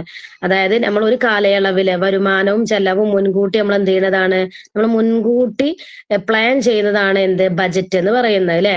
അല്ലാതെ നമ്മൾ ബഡ്ജറ്റ് എന്ന് പറയുമ്പോൾ നമ്മൾ ബഡ്ജറ്റിൽ പോയി എന്താ പറയാ സാധനം വാങ്ങണതാണോ? അല്ല അല്ലെ. അതായത് ബഡ്ജറ്റ് എന്ന് പറഞ്ഞാൽ നമ്മളെ വരുമാന ചെലവ് കണക്ക് അല്ലെ, നമ്മളെ ചുരുക്കി പറഞ്ഞാല് നമ്മളെ ചെലവുകളുടെ പദ്ധതി, ചെലവുകളുടെ പ്ലാനിങ്, അതാണ് എന്ത്, ബഡ്ജറ്റ് എന്ന് പറഞ്ഞാൽ അല്ലെ. നമ്മളിപ്പോ സ്കൂളുകളിലാണെങ്കിൽ അവിടെയും കറണ്ട് ബില്ല് കാര്യങ്ങളൊക്കെ ഉണ്ടാവും ഇല്ലേ, അവിടെ അത് ഇത് പറഞ്ഞാണ്ട് കുറെ കാര്യങ്ങൾ. ഇപ്പൊ നമ്മള് റെന്റിനൊക്കെ ആണെങ്കിൽ ഒരുപാട് കാര്യങ്ങൾ അവിടെ എന്താ ക്യാഷിൻ്റെതൊക്കെ കൊടുക്കേണ്ടി വരും.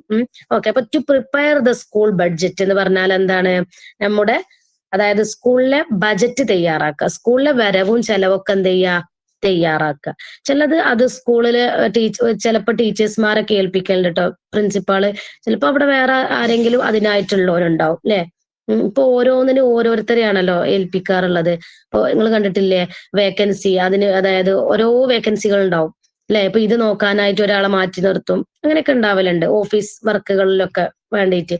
അപ്പൊ to prepare the school budget പറഞ്ഞാൽ മനസ്സിലായില്ലേ, സ്കൂളിലെ ബജറ്റ് എന്ത് ചെയ്യുക, തയ്യാറാക്കുക അല്ലെ. സ്കൂളിലെ വരുമാനം അതിന്റെ ചെലവ് കാര്യങ്ങളൊക്കെ തയ്യാറാക്കുന്നതാണ് ഫസ്റ്റ് പോയിന്റ്.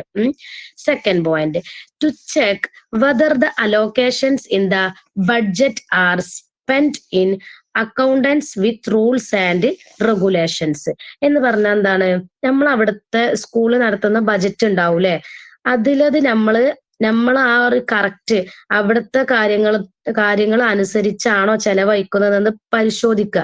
അതിന് കുറച്ച് റൂൾസും റെഗുലേഷൻസും ഉണ്ട് അല്ലെ. അവിടുത്തെ റൂൾസും റെഗുലേഷൻസും അതായത് നിയമങ്ങളും ചട്ടങ്ങളൊക്കെ ഉപയോഗിച്ചിട്ടാണോ അവിടുത്തെ കാര്യങ്ങൾ. ഇപ്പൊ അവിടെ പ്രിൻസിപ്പൾ പറയാ നിങ്ങൾ ഇങ്ങനെ ചെയ്യണം കേട്ടോ, ആ ഒരു അവിടുത്തെ ഹെഡ് പറഞ്ഞിട്ടുള്ള അല്ലെ, അവിടുത്തെ ഹെഡ് പറയൂലേ, ഒരു ഫിനാൻഷ്യൽ ആയിട്ട് അവിടുത്തെ ഹെഡ് പറയും നമ്മളോട് ഇങ്ങനെ ചെലവഴിക്കണം എന്നുള്ളത്. അപ്പൊ അത് അനുസരിച്ചാണോ നമ്മൾ ചെലവഴിക്കുന്നത് എന്ന് എന്ത് ചെയ്യുക, പരിശോധിക്കുക. അല്ലെ ഇപ്പൊ നിങ്ങൾ KG സെക്ഷനിലൊക്കെ ചിലപ്പം AC ഉണ്ട്, അധികം സ്കൂളുകളിലും AC ഉണ്ട്. പക്ഷെ അത് ഇവര് പ്രിൻസിപ്പൾ പറയും നിങ്ങൾ എപ്പോഴും അത് ഇടണ്ട, ആ ഒരു ടൈമിൽ ഇട്ടാൽ മതി എന്ന് പറയാണ്. അപ്പൊ നമ്മൾ എന്ത് ചെയ്യാണ്, അതങ്ങനെ ഇട്ടുകൊണ്ടിരിക്കണം. അങ്ങനെ പറ്റുമോ? ഇല്ല അല്ലെ. അപ്പൊ അവരെ റൂൾസും റെഗുലേഷൻസും അനുസരിച്ചിട്ട് വേണം എന്ത് ചെയ്യാന്, നമ്മൾ കാര്യങ്ങൾ കൈകാര്യം ചെയ്യാൻ അല്ലെ. നമ്മൾ ആ ക്ലാസ്സിലെ ടീച്ചർ ആണെന്ന് വിചാരിച്ചിട്ട് നമുക്ക് അങ്ങനെ എല്ലാതും ചെയ്യാൻ പറ്റൂല അല്ലെ. അവിടെ എന്താണോ അവര് പറഞ്ഞിട്ടുള്ള റൂൾസും റെഗുലേഷൻസും അത് നമ്മൾ എന്ത് ചെയ്യുക, അനുസരിക്കുക അല്ലെ. അല്ലെങ്കിൽ അവിടെ എന്തേലും ഒരു മൈനസ് മാർക്ക് അവിടെ വരും. അപ്പോ നമ്മൾ എന്താണ്, സ്കൂളിലെ ബജറ്റ് അല്ലെ അത് അനുസരിച്ചിട്ടാണോ ചെലവഴിക്കുന്നത് എന്ന് നമ്മൾ എന്ത് ചെയ്യുക, പരിശോധിക്കുക കേട്ടോ. അതാണ് അവിടെ പറഞ്ഞത് second point. Third one, to see whether payments are made to staffs, teachers and others അല്ലെ.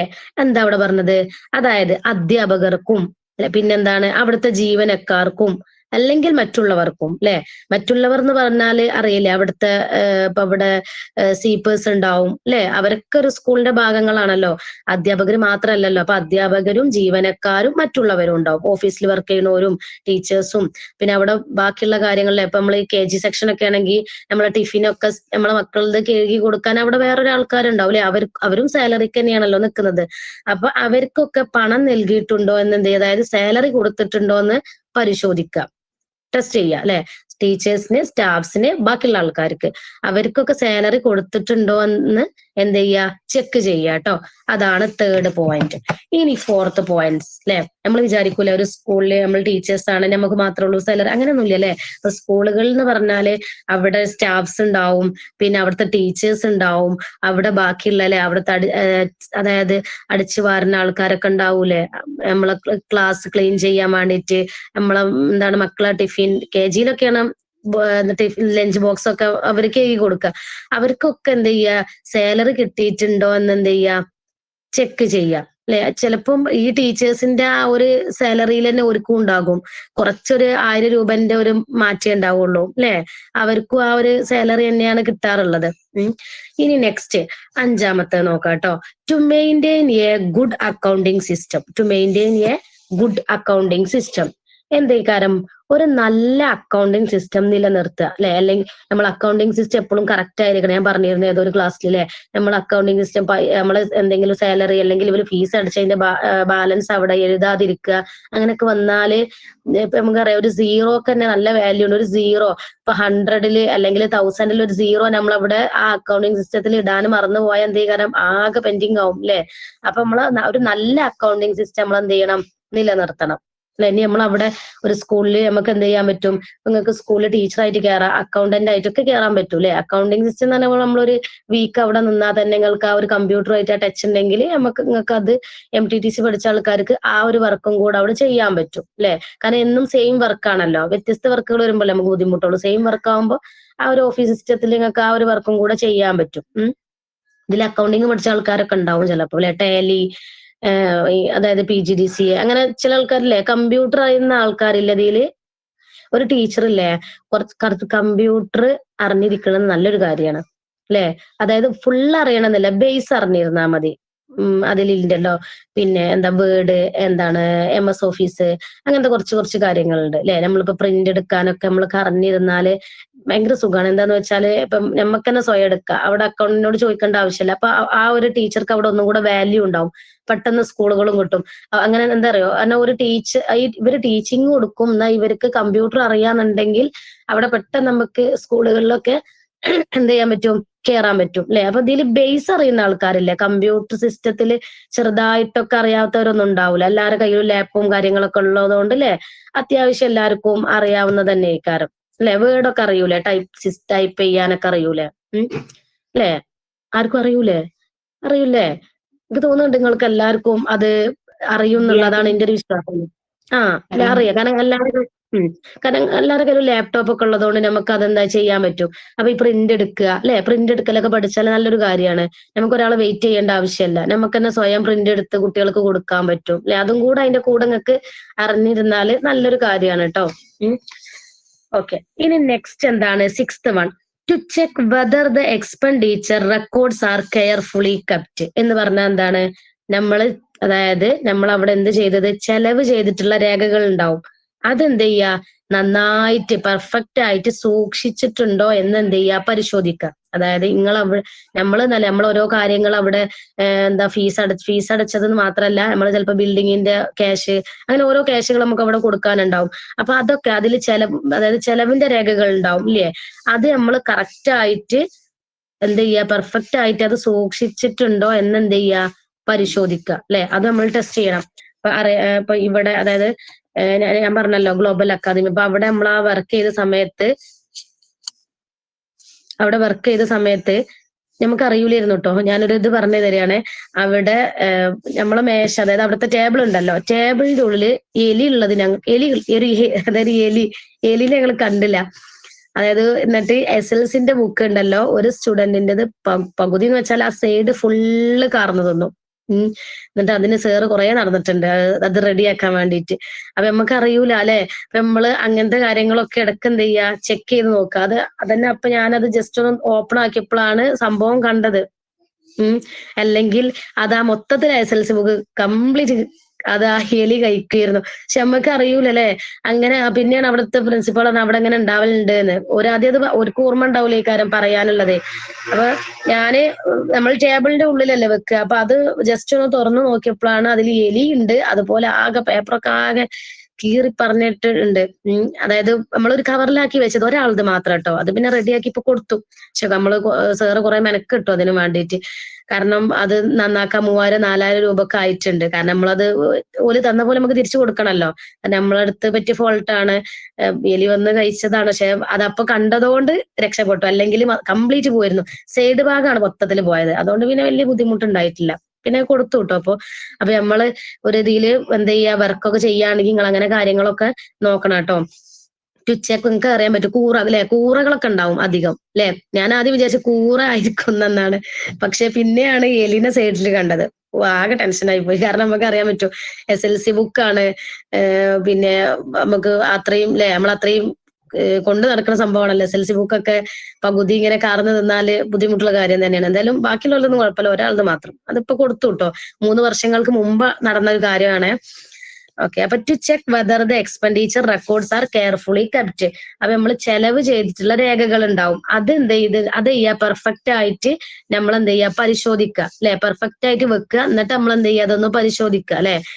നമ്മള് ഇപ്പൊ ഇവിടെ തന്നെ നമ്മൾ SLC ബുക്ക് സ്റ്റുഡൻസിന്റെ വാങ്ങി വെക്കുമ്പോൾ നമ്മൾ അപ്പൊ തന്നെ തിരിച്ചു കൊടുക്കുക ചെയ്യണേ. എന്താന്ന് വെച്ചാലും പേടിയാണ്. നമ്മളത് വെക്കുമ്പോൾ SLC ബുക്ക് അല്ലേ, നമ്മളിവിടെ സ്കാൻ ചെയ്യും SLC ബുക്ക്, ആധാർ, അത് സ്കാൻ ചെയ്തിട്ട് ഓർക്കനെ തിരിച്ചു കൊടുക്കും. കാരണം നമ്മളിങ്ങനെ ഓപ്പൺ ആക്കിയിട്ടുണ്ട് ഓഫീസല്ലേ. അപ്പൊ നമുക്ക് SLC ബുക്കൊക്കെ അവിടെ ഇങ്ങനെ വെക്കുമ്പോഴേ പോകുന്നില്ല, എന്നാലും ഒരിതാണ്. നമ്മൾ അങ്ങനെയായിരുന്നു ചെയ്യല്. സ്കാൻ ചെയ്ത് വെച്ചാൽ പിന്നെ നമുക്ക് ഒരു കൊടുക്കാമല്ലോ. അപ്പൊ നിങ്ങള് അങ്ങനെ എന്ത് ചെയ്യാ, ഒരു സ്കൂൾ അതായത് ഒരു അക്കാദമിയിലൊക്കെ വർക്ക് ചെയ്യുകയാണെങ്കിൽ അവിടുത്തെ രേഖകളൊക്കെ എന്ത് ചെയ്യാ, നന്നായിട്ട് പെർഫെക്റ്റ് ആയിട്ട് എന്ത് ചെയ്യാ, പരിശോധിക്കുക കേട്ടോ. അപ്പൊ ഇത്രയും കാര്യങ്ങളാണ് financial responsibility of the school head എന്നുള്ളതിൽ പറഞ്ഞത്. എത്ര കാര്യങ്ങളുണ്ട്? 6 കാര്യങ്ങളുണ്ട് അല്ലെ. ഒന്നാമത്തത് എന്തായാലും first one, to prepare the school budget അല്ലെ. Second one, to check whether the allocations in the budget are spend in accordance with rules and regulations. To see whether payments are made to teachers, staffs and others. To collect tuition fees, cash and deposit. അത് നമ്മൾ വായിച്ചിട്ടില്ലല്ലോ. ഇല്ലല്ലോ. നിങ്ങൾ അതെന്ത് പറയാനേ, cash and deposit, exam fees, uniform fees etcetera. ഇത് നമ്മൾ വായിച്ചിട്ടില്ലല്ലോ. 4th one ആരും എന്തേത് പറയാനേ, 4th വൺ നമ്മൾ വായിച്ചിട്ടില്ലല്ലോ. നിങ്ങൾ എലിനെ കേട്ടിരുന്നോ? എലിന്റെ ഒരു കഥ പറഞ്ഞപ്പോ അത് കേട്ടിരുന്നോ എല്ലാരും? ആണോ? എലിന്റെ കഥ കേട്ടു നിന്നു മിസ്സേ. എലിന്റെ കഥ കേട്ടെന്ന് എനിക്ക് തോന്നി. അതായത് ഞാൻ ജസ്റ്റ് നമ്മളൊരു കഥ ആ ഒരു സംഭവം നടന്നതായിരുന്നു, അപ്പൊ ഞാനതൊന്ന് പറഞ്ഞതായിരുന്നു കേട്ടോ. ഓക്കെ, അപ്പൊ അതുകൊണ്ടായിരിക്കാം ഇത് അല്ലെ, ഈ ഒരു സംഭവം മറന്നു പോയിട്ടുണ്ട്. To collect, fourth one, to collect tuition fees, cash and deposit, exam fees, uniform fees etcetera. എന്താ ക്യാഷ് ആൻഡ് ഡിപ്പോസിറ്റ് പറഞ്ഞാല് കേട്ടിട്ടുണ്ടോ? ക്യാഷ്, അതായത് ക്യാഷ് ആൻഡ് ഡിപ്പോസിറ്റ് പറഞ്ഞാൽ കേട്ടിട്ടുണ്ടോ? ആരും കേട്ടിട്ടില്ല? അതായത് നമ്മൾ സാധാരണയായിട്ട് സ്കൂളുകളില്, കോളേജ്, പിന്നെ അതുപോലെ ഹോസ്റ്റലില് അല്ലെ, ഇവിടൊക്കെ നമ്മള് മുൻകൂറായിട്ട് നമ്മൾ എന്ത് ചെയ്യാ, ക്യാഷ് കൊടുക്കുമല്ലോ. അതായത് നമ്മളിപ്പോ വാടക വീട്, എക്സാമ്പിൾ പറയുകയാണെ, ഒരു വാടക വീട് അല്ലെങ്കിൽ ഹോസ്റ്റൽ അല്ലെ, അവിടെ അതുപോലെ നമ്മള് സ്കൂളിലൊക്കെ റെന്റ് അല്ലെ, അങ്ങനെയൊക്കെ കേൾക്കില്ലേ, അത് നമ്മൾ എന്ത് ചെയ്യാ, നേരത്തെ തന്നെ അഡ്വാൻസ് ആയിട്ട് കൊടുക്കും. ക്യാഷിനായിട്ട് നമ്മൾ ഡിപ്പോസിറ്റ്, അതാണ് കേട്ടോ. ജസ്റ്റ് ഒന്ന് മനസ്സിലാൻ വേണ്ടി പറഞ്ഞതാണ്. അപ്പൊ to collect tuition fees, cash and deposit, exam fees, uniform fees etcetera. ഞാനിങ്ങനെ വായിച്ചപ്പോഴാണ് ഈ ഫോർത്ത് വൺ ഞാൻ വായിച്ചിട്ടില്ലല്ലോ എന്ന് മനസ്സിലാക്കിയത്. അപ്പൊ നിങ്ങൾ പറഞ്ഞതും കേട്ടില്ല. ഓക്കെ, എല്ലാരും ഞാൻ പറഞ്ഞ ഒരു കഥയിൽ മുഴുകി പോയിട്ടുണ്ടെന്ന് തോന്നുന്നുണ്ട്. അതുകൊണ്ട് ആ ലാസ്റ്റ് പോയിന്റ് എന്തായാലും ഓർമ്മ ഉണ്ടാവും അല്ലെ, to check whether the expenditure records are carefully kept എന്നുള്ള കാര്യം.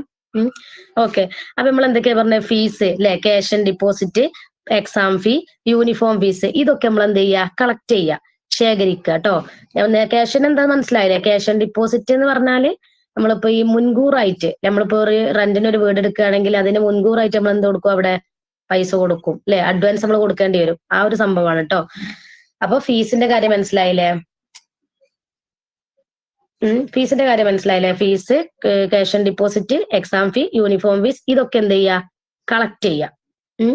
ഇത്രയും കാര്യങ്ങളാണ് എന്ത്, financial responsibility of the school head എന്നുള്ളതിൽ വരുന്നത്. മനസ്സിലായോ? ഇതൊന്നും എനിക്ക് എഴുതി തരണം, ഫുള്ളൊന്നും എഴുതണ്ട, ഒരു 4 പോയിന്റ്സ്. 4 പോയിന്റ്സ് എല്ലാവരും ഒന്ന് എഴുതി. Financial responsibility of the school head. മാറരുത് കേട്ടോ. നമ്മൾ first main objectives of institutional planning പറഞ്ഞിരുന്നു, അതുപോലെ ഫാക്ടേഴ്സ് ഇൻഫ്ലുവൻസ് പ്ലാനിങ് പറഞ്ഞിരുന്നു, ഫാക്ടർ. തേർഡ് വൺ ഇപ്പോഴത്തെ എന്താണ്, financial responsibility of the school head. ഇതൊക്കെ അതായത് നിങ്ങൾക്ക് എസ്എ ആയിട്ട് വരാൻ ചാൻസ് ഉള്ള ക്വസ്റ്റ്യൻ ആണ് കേട്ടോ. Financial responsibility of the school head എന്നുള്ളത് ആ മോഡൽ ക്വസ്റ്റ്യനിൽ ഈ ഒരു ക്വസ്റ്റ്യൻ ഉണ്ടായിരുന്നു തോന്നുന്നുണ്ട്. മോഡൽ ക്വസ്റ്റ്യൻ സെർ വിട്ടുന്നതിൽ ഈ ഒരു financial responsibility of the school head എന്ന് കണ്ട പോലെ തോന്നുന്നുണ്ട്, അതിലുണ്ടായിരുന്നു തോന്നുന്നുണ്ട്. അപ്പൊ ഇതൊക്കെ എസ്എ ക്വസ്റ്റ്യൻ ആയിട്ട് വരും. 5 ഒക്കെ അല്ലെ, 5 എഴുതിയാൽ 5 മാർക്ക് കിട്ടുമല്ലോ. അപ്പൊ ഒരു 4 നിങ്ങൾ എഴുത് കേട്ടോ. എല്ലാരും എഴുതണേ.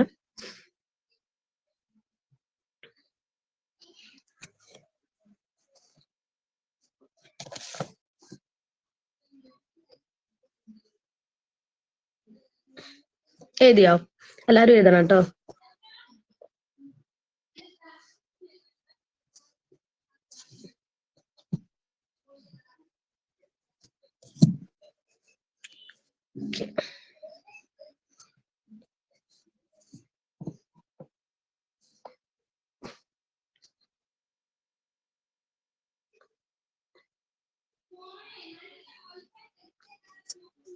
ഓക്കെ, ഇതിൽ ഒരു 2 പോയിന്റ്സ് എങ്കിലും നിങ്ങളെ മൈൻഡിൽ നിന്നിട്ടില്ലേ? ഇല്ലേ? ഒരു 2 പോയിന്റ്സ് ഇപ്പൊ നിങ്ങള് അതായത് നിങ്ങൾ പഠിക്കാതെ തന്നെ നിങ്ങളെ മൈൻഡിൽ നിന്നിട്ടില്ലേ? ഒരു 2 പോയിന്റ്സ്, സിമ്പിൾ പോയിന്റ്സ്. ഫസ്റ്റത്തെ പോയിന്റ്സ് എന്തായാലും നിൽക്കും. To prepare the school budget അല്ലെ, അതുപോലെ കളക്ട്, എന്തൊക്കെയാണ് കളക്ട് ചെയ്യുന്നത്, tuition fee, cash and deposit, exam fee, uniform fees അല്ലെ, അതും സിമ്പിൾ ആണ്. ഒരു സെക്കൻഡ് പോയിന്റ് പിന്നെ ഒരു ബുദ്ധിമുട്ടുള്ളൂ അല്ലെ, ബാക്കി പോയിന്റ്സുകളൊക്കെ അധികം വലിയ ബുദ്ധിമുട്ടില്ലാത്തതാണ്. To maintain a good accounting system അല്ലെ. അപ്പൊ ഞാനിങ്ങനെ പറഞ്ഞ ഒരു കഥകൾ ഇങ്ങനെ ആലോചിച്ചാൽ മതി. അപ്പൊ ഈ ഒരു ആൻസേഴ്സ് ഇങ്ങനെ അവിടെ ഇങ്ങനെ വരും അല്ലെ, ഓട്ടോമാറ്റിക് ആയിട്ട് ഇങ്ങനെ വരും. എലിന്റെ കഥയൊന്നും ആരും എഴുതിക്കരുത് കേട്ടോ എക്സാമിന്, ഞാൻ എക്സാമ്പിൾ പറഞ്ഞതാണ്. ഓക്കെ, അപ്പൊ ഈ last point 6, to check whether the expenditure records are carefully kept. Example എന്ന് പറഞ്ഞ ഇവിടെ റേറ്റ് ഒന്നും കൊടുക്കരുത് കേട്ടോ. നിങ്ങൾ അങ്ങനെ എഴുതൂലെന്ന് എനിക്കറിയാം, എന്നാലും ഞാൻ ജസ്റ്റ് ഒന്ന് പറഞ്ഞത് മാത്രം കേട്ടോ. To check whether the expenditure records are carefully kept കേട്ടോ. അപ്പോ ഇത് ഈ 6 പോയിന്റ്സും പഠിക്കണം കേട്ടോ. 5 പോയിന്റ്സ് എന്തായാലും പഠിക്കണം. 5 പോയിന്റ്സ് എന്തായാലും പഠിക്കണേ. വലിയ ബുദ്ധിമുട്ടില്ലല്ലോ പഠിക്കാൻ, സിമ്പിൾ അല്ലേ? Financial responsibility of the school head അല്ലെ, സ്കൂൾ ഹെഡിന്റെ സാമ്പത്തികമായിട്ടുള്ള ഉത്തരവാദിത്യങ്ങൾ അല്ലെ. ഇത് നമ്മൾ പഠിക്കും ചെയ്യുക, സ്കൂളുകളിൽ നമ്മൾ എന്ത് ചെയ്യുക, പ്രവർത്തിക്കും ചെയ്യുക അല്ലെ. ഈ രണ്ട് കാര്യങ്ങളും നമ്മൾ ചെയ്യണം. എക്സാമിന് നമുക്ക് മാർക്കും കിട്ടണം, എന്നാലോ നെക്സ്റ്റ് ഇയർ സ്കൂളിൽ അവിടെ ജോയിൻ ചെയ്യുമ്പോൾ അവിടെ പ്രാക്ടിക്കൽ ആക്കി ചെയ്യേണ്ട കാര്യങ്ങളുമാണ്. രണ്ടും കൂടെയാണ് അല്ലെ, രണ്ടിടത്തും കാര്യമുണ്ട്. ഓക്കെ, എല്ലാരും എഴുതിയല്ലോ. ഓക്കെ, ഇനി നമുക്ക് നെക്സ്റ്റ് എടുക്കാം കേട്ടോ. Financial responsibility of the school head മറക്കൂലല്ലോ. ഓക്കെ, നെക്സ്റ്റ് ക്ലാസ്സിൽ നോക്കാതെ എഴുതണം കേട്ടോ എല്ലാരും.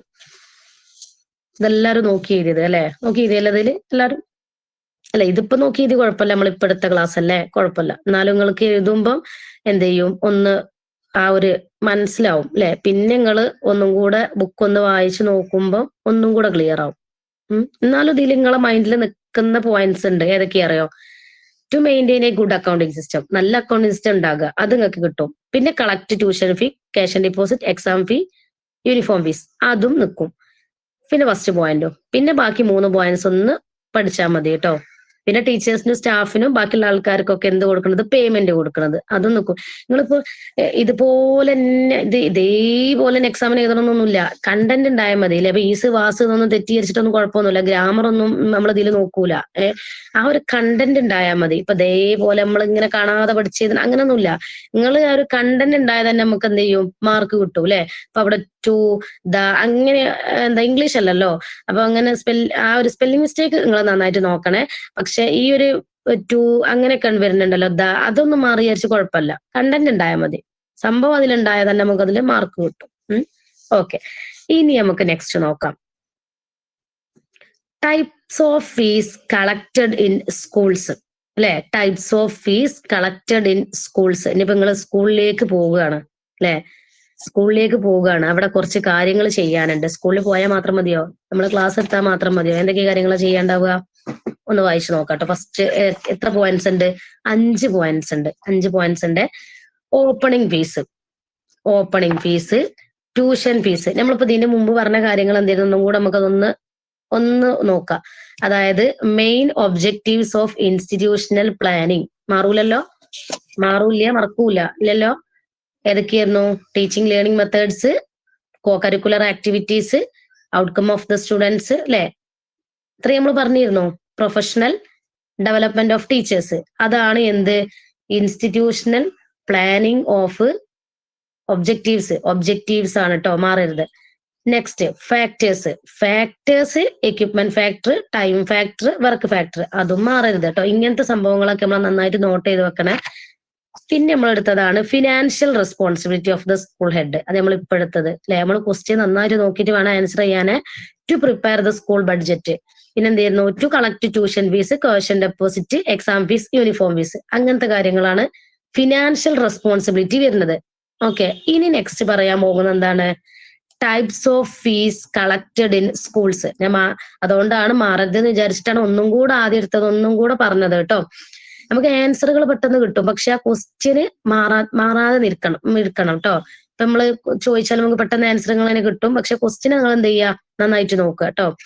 ഇനി types of fees collected in schools: opening fees, tuition fees, uniform fees, exam fees, tour functions and programme fees. ഇതൊക്കെ എവിടെ ഉണ്ടാവണാണ്? സ്കൂളുകളിൽ ഉണ്ടാവണം അല്ലെ. നമുക്ക് തന്നെ അറിയാൻ പറ്റും, നമ്മളെ മക്കളൊക്കെ സ്കൂളിൽ പോകുന്നതാണ്. പറയും ഓപ്പണിംഗ് ഫീസ്, അന്ന് അഡ്മിഷൻ എടുക്കുമ്പോ ഫീസ്, ട്യൂഷൻ ഫീസ്, മാസം എന്ത് ചെയ്യും, ഫീസുകൾ കൊടുക്കേണ്ടി വരും അല്ലെ. പിന്നെ യൂണിഫോമിന് വേറെ ഫീസ്, യൂണിഫോമിനൊക്കെ നല്ല ഫീസാണ് വരുന്നത് അല്ലെ. നമ്മൾ ആ ഒരു കംപ്ലീറ്റ് അടിച്ചു കഴിയുമ്പോ എന്ത് ചെയ്യാറും, ഫുൾ സ്റ്റിച്ച് ചെയ്ത് കംപ്ലീറ്റ് ചെയ്താൽ പിന്നെ നല്ല അല്ലെ ഫീസ് വരുന്നുണ്ട്. പിന്നെ എക്സാം ഫീസ്, ടൂർ ഫംഗ്ഷൻസ് ഒക്കെ നമ്മൾ ആ ട്യൂഷൻ ഫീസിൽ ഇൻക്ലൂഡ് ആവുമോ? ഇല്ല, ടൂറിനൊക്കെ വേറെ ക്യാഷ് കൊടുക്കണം. വേണ്ട, ഇനിയിപ്പോ LKG ആയാലും UKG ആയാലൊക്കെ ടൂറിന് നമ്മൾ എന്ത് ചെയ്യണം, സ്റ്റാൻഡേർഡ് ക്ലാസ്സിനായാലൊക്കെ നമ്മള് ഫീസ് കൊടുക്കണം. ആർട്സ് വരികയാണെങ്കിൽ നിങ്ങൾക്ക് അറിയാൻ പറ്റും, 300, 400, 500 രൂപ എന്തായാലും ആവും അല്ലെ. 2 പ്രോഗ്രാംസ് ഉണ്ടെങ്കിൽ അവർക്ക് മൊമെന്റോ വാങ്ങണം. അപ്പൊ അതിന്റെ ഒക്കെ കൂടെ എല്ലാം കൂടെ ഇൻക്ലൂഡ് ചെയ്തിട്ട് നമ്മളോട് എന്ത് ചെയ്യുക, അതിന് പേയ്മെന്റ് അല്ലെ. എല്ലാവരും പറഞ്ഞിട്ട് കാര്യമില്ല, കാരണം അങ്ങനെയാണല്ലോ എല്ലാ സ്കൂളുകളിലും. അപ്പം കാരണം നമുക്ക് ഇനി അടുത്ത വർഷങ്ങൾ ഞാൻ പറഞ്ഞല്ലോ, നിങ്ങൾ ടീച്ചേഴ്സ് ഒക്കെ ആയിട്ട് കയറുമ്പോൾ നമുക്ക് ഇവിടെ സാലറി കിട്ടണമല്ലോ അല്ലെ. അപ്പം എന്ത് ചെയ്യും, നമ്മൾ ആ ഒരു ഫീസൊക്കെ അത് അധികം ഒന്നും ഉണ്ടാവൂല അല്ലെ, 300, 400 2 പ്രോഗ്രാം ഒക്കെ ഉണ്ടെങ്കിൽ അത്യാവശ്യം ചിലപ്പോൾ 500ന്റെ ഉള്ളിലൊക്കെ ഉണ്ടാവും അല്ലെ. ഒരു പ്രോഗ്രാം ഒക്കെ ആണെങ്കിൽ 300, 200 അല്ലെ. ഗേൾസിനായിരിക്കും കൂടുതലൊന്നും കൂടെ, കാരണം അവർക്ക് അറിയാലോ കുറെ മാലാവള അങ്ങനത്തെ ഒക്കെ വാങ്ങേണ്ടി വരും. ബോയ്സിന് അത്രയും കണ്ട് വരൂല.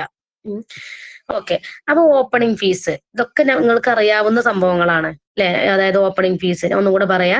Types of fees collected in schools. ആദ്യം ഇതൊന്ന് പറയട്ടെ കേട്ടോ. Opening fees, tuition fees, uniform fees, exam fees, tour functions and programme fees. Total എത്ര ഫീസുകളുണ്ട്? എത്ര ഫീസ് ഉണ്ട്? 5. 5 ഫീസുകളുണ്ട്. 5 ഫീസുകളുണ്ട്. അതൊന്നും നിങ്ങൾക്ക് എഴുതി തരണം. 5 ഫീസും കൂടെ എഴുതി തരും, എന്നിട്ടേ അത് എടുക്കാൻ പറ്റുള്ളൂ. Opening fees, tuition, uniform, exam, tour functions and programme fees. 5 എഴുതണേ. ക്വസ്റ്റ്യൻ മനസ്സിലാക്കണം. ടൈപ്സ് ഓഫ് ഫീസ്, ഇവിടെ ഫിനാൻഷ്യൽ അല്ല വന്നത്, ഇവിടെ എന്താ വന്നത്? Types of fees collected in schools. Types of fees collected in schools. നമ്മൾ ഓരോന്ന് എഴുതുമ്പോ നമുക്ക് ആ ഒരു ക്വസ്റ്റ്യൻ ഒന്നും മാറൂല കേട്ടോ. അതുകൊണ്ടാണ് ഓരോന്ന് ഞാൻ എഴുതിപ്പിക്കണം കേട്ടോ.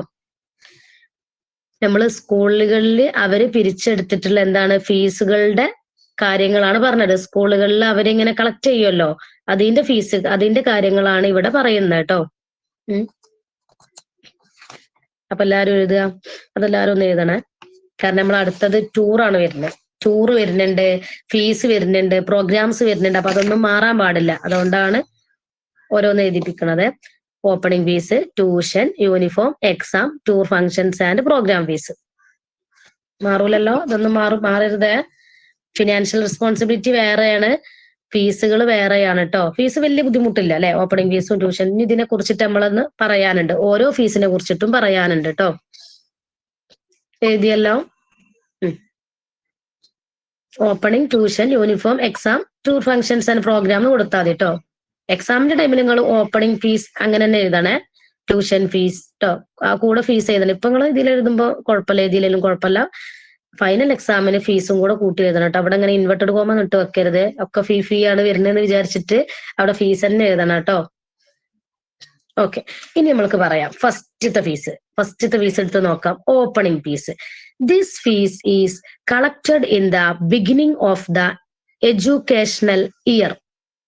Opening fees includes special fees, library fees, admission fees, book fees, etc. Opening fees ആണ്. ഓപ്പണിംഗ് ഫീസ് ഒരാൾ വായിക്കണല്ലോ. ഷഹാനക്ക് വായിക്കാൻ പറ്റുമോ ഓപ്പണിംഗ് ഫീസ്? അതൊന്ന് വായിച്ചേ. ഓപ്പണിംഗ് ഫീസ് ആണ് നമ്മളെ അതായത് നമ്മള് എഡ്യൂക്കേഷന്റെ സ്റ്റാർട്ടിങ്ങിൽ വരുന്ന ഫീസാണ് ഫസ്റ്റ് പറയുന്നത്. ഷഹാന ജിബിൻ വായിക്കാൻ ബുദ്ധിമുട്ടുണ്ടോ?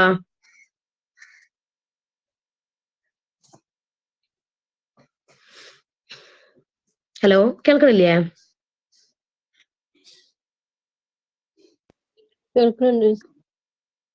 വായിക്കാൻ പറ്റുമോ? ഓപ്പണിംഗ് ഫീസ് കേട്ടോ. നമ്മൾ ഫസ്റ്റ് പറഞ്ഞ ഫീസ് ഓപ്പണിംഗ് ഫീസ് വായിച്ചോ.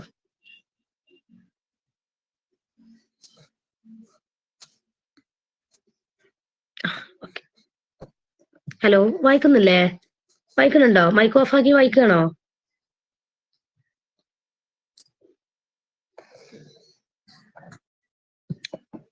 കേൾക്കണില്ലേ? ഞാൻ പറഞ്ഞ കേട്ടിട്ടില്ലേ? ഓക്കെ എന്ന് പറഞ്ഞല്ലോ അല്ലെ? ഷഹാന ഓക്കെ എന്ന് പറഞ്ഞല്ലോ അല്ലെ? ഷഹാന അല്ല മിസ്സേ ഒക്കെ പറഞ്ഞത്, ഞാൻ കേൾക്കുന്നുണ്ടെന്ന് പറഞ്ഞതാണ്. ഷഹാന ഒന്നും പറഞ്ഞിട്ടില്ല. ഇല്ലേ? അത് ശരി. ഓക്കെ. ഷഹാന എവിടെയാ? പുറത്താണോ അല്ലെ? ഇതില് ആൻസർ ഒക്കെ എഴുതുന്നുണ്ട്. അപ്പൊ ഞാൻ അതേ രീതിയിൽ ചോദിച്ചത് കേട്ടോ. എന്നാ ആരാ വായിക്കുക? ഒരാൾ എനിക്ക് വായിച്ചു തരണം. ആരാ വായിക്കുക? Okay. Opening fees. This fees is collected in the beginning of the educational year. Opening fees includes special fees, library fees, admission fees, book fees, etc. Okay, opening fees ആണ് അല്ലെ? നമ്മൾ ഈ ഓപ്പണിംഗ് ഫീസ് എന്ന് പറഞ്ഞാൽ എന്താ? നമ്മൾ പറയും ഒരുപാട് ഫീസ് ആയിട്ടുണ്ട് നമുക്ക്. അഡ്മിഷൻ അല്ലെ? അഡ്മിഷൻ ഫീസ് നമ്മൾ ഇതിൽ പ്രൈവറ്റിൽ പഠിക്കുന്ന ആൾക്കാരുണ്ടാവും അല്ലെ, ഗവൺമെന്റിൽ പഠിക്കുന്നവരും ഉണ്ടാവും, പിന്നെ പ്രൈവറ്റ് സ്ഥാപനങ്ങളിൽ പഠിക്കുന്നവരും മക്കളൊക്കെ ഉണ്ടാവും അല്ലെ. പക്ഷെ നമ്മൾ എവിടെയാണെങ്കിലും ഫീസ് ഉണ്ട് അല്ലെ? ട്യൂഷൻ ഫീസ് KGക്ക് പിന്നെ ഏത് ഗവൺമെന്റ് ആണെങ്കിലും ഇത്ര ഇല്ലെങ്കിലും ഫീസ് ഉണ്ട്. പക്ഷെ അഡ്മിഷൻ ഫീ ഇല്ല എന്നുള്ളൂ.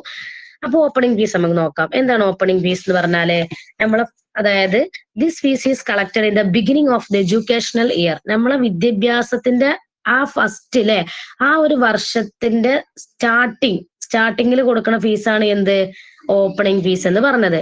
നമ്മള് എഡ്യൂക്കേഷണൽ ഇയറിൽ ഫസ്റ്റ് കൊടുക്കുന്ന ബിഗിനിങ്, അതായത് ഫസ്റ്റ് കൊടുക്കുന്ന ഫീസാണ് എന്ത് ഓപ്പണിംഗ് ഫീസ്. അപ്പൊ നമ്മൾ ആലോചിക്കുക, നമ്മൾ ആ ഫസ്റ്റ് അവിടെ ജോയിൻ ചെയ്യാൻ പോവാണ്, നമ്മളെ മക്കളെ അഡ്മിഷൻ എടുക്കാൻ പോവാണ്. അപ്പൊ നമ്മൾ അവിടെ എന്ത് കൊടുക്കും? ആദ്യം കുറച്ച് ക്യാഷ് കൊടുക്കും. നമുക്ക് അവിടെ സീറ്റ് ഉറപ്പാക്കണമല്ലോ. അതിന് വേണ്ടിയിട്ട് നമ്മൾ എന്ത് ചെയ്യും? ആദ്യം ഇപ്പൊ നിങ്ങൾ തന്നെ നമ്മളിവിടെ അക്കാദമിയിൽ ജോയിൻ ചെയ്തപ്പോൾ ആദ്യം ഒരു അഡ്മിഷൻ ഫീ കൊടുത്തിട്ടുണ്ട് അല്ലെ? നമ്മൾ സീറ്റ് ഒന്ന് ഉറപ്പിക്കണം വേണ്ടേ? നമുക്ക് രജിസ്ട്രേഷൻ ചെയ്യണം. അപ്പൊ നമ്മൾ എന്ത് ചെയ്യും? ആദ്യം കുറച്ച് ക്യാഷ് അഡ്വാൻസ് ആയിട്ട് കൊടുക്കും, എന്നിട്ടാണ് ഓരോ ഇൻസ്റ്റാൾമെന്റ് ആയിട്ട് നമ്മൾ അടക്കുന്നത് അല്ലെ? അപ്പോൾ നമ്മളെ വിദ്യാഭ്യാസത്തിന്റെ എഡ്യൂക്കേഷണൽ ഇയർ, അതായത് വിദ്യാഭ്യാസത്തിന്റെ ആ ഒരു ഫസ്റ്റ് ബിഗിനിങ്ങിൽ കൊടുക്കുന്ന ഫീസാണ് എന്ത്? സ്റ്റാർട്ടിങ്ങിൽ കൊടുക്കുന്ന ഫീസാണ് എന്ത്? ഓപ്പണിംഗ് ഫീസ് എന്ന് പറഞ്ഞത്. ഈ ഓപ്പണിംഗ് ഫീസിൽ എന്തൊക്കെയാണ് ഇൻക്ലൂഡ് ആയത് നമുക്ക് നോക്കാം. എന്തൊക്കെയാണ് ഇൻക്ലൂഡ് ആയത്? ഓപ്പണിംഗ് ഫീസിൽ ഇൻക്ലൂഡ് ആയത് special fees, library fees, admission fees, book fees etcetera അല്ലെ? എന്തൊക്കെയാണ് നമ്മൾ അവിടെ ഒരു വാങ്ങുന്നത് ഓപ്പണിംഗ് ഫീസിലുള്ളത്? അതായത് ലൈബ്രറിൻ്റെത്, അതുപോലെ തന്നെ എന്താണ് ബുക്ക് ഫീസ് അല്ലെ? നിങ്ങൾക്ക് അറിയാൻ പറ്റുമോ? ഇപ്പൊ ആദ്യമൊക്കെ കുറച്ച് മുമ്പ് തോന്നുന്നുണ്ട്, അതായത് നമ്മൾ പേരൻസിനെ പറ്റിക്കും അല്ലെ? കൂടുതൽ ബോയ്സ് ആണെന്ന് തോന്നുന്നുണ്ട് കേട്ടോ. അതായത് ടൈം ടേബിളിന് ഫീസ് വേണമെന്നൊക്കെ പറഞ്ഞിട്ട് നിങ്ങൾ കേട്ടിട്ടുണ്ടോ? നമ്മൾ ഓരോന്നിനും ഫീസ് ഉണ്ടാവും സ്ഥാപനത്തില്. അപ്പൊ പേരൻസ് അറിയാത്ത പേരൻസ് ഉണ്ടാവും, ടൈം ടേബിളിന് ഫീ ഉണ്ട് എന്നൊക്കെ പറഞ്ഞിട്ട് നിങ്ങൾ കേട്ടിട്ടുണ്ടോ? പേരൻസിന്റെ കയ്യിൽ നിന്ന് 500 1000 ഒക്കെ വാങ്ങുന്ന അല്ലേ? കേട്ടിട്ടുണ്ട്. ഇവിടെ ഏട്ടന്മാരൊക്കെ അമ്മമാരെ പറ്റിക്കുന്നൊക്കെ പറഞ്ഞേക്കാം. ടൈം ടേബിളിന് ഫീ വാങ്ങിപ്പോയി. ശരിയാണ്, അങ്ങനെ ഉണ്ടാവലുണ്ട്. കാരണം കൂടുതൽ ഇൻസ്റ്റഗ്രാമിൽ റീൽസ് കണ്ടിട്ടുണ്ടെന്നോ ഫീസ് വാങ്ങണതോ? ശരിയാണ് അല്ലെ? പക്ഷെ നടക്കുന്ന സംഭവമാണ് അല്ലെ? അതായത് നമ്മൾ ടൈം ടേബിളിന് ഫീ വേണമെന്ന് പറഞ്ഞിട്ട് പേരൻസ് അറിയാത്ത എഡ്യൂക്കേറ്റഡ് അല്ലാത്ത പേരൻസ് ഉണ്ടാവും, ഓരെന്ത് ചെയ്യും? അത് കൊടുക്കും, മക്കള് പഠിച്ചോട്ടെ എന്ന് വിചാരിച്ചിട്ടില്ലേ? അപ്പോ അങ്ങനെ ഉണ്ടാവാറുണ്ട്. ഞാനും അത് കേട്ടിട്ടുണ്ട്, കണ്ടിട്ടുണ്ടെന്ന് തോന്നുന്നത്.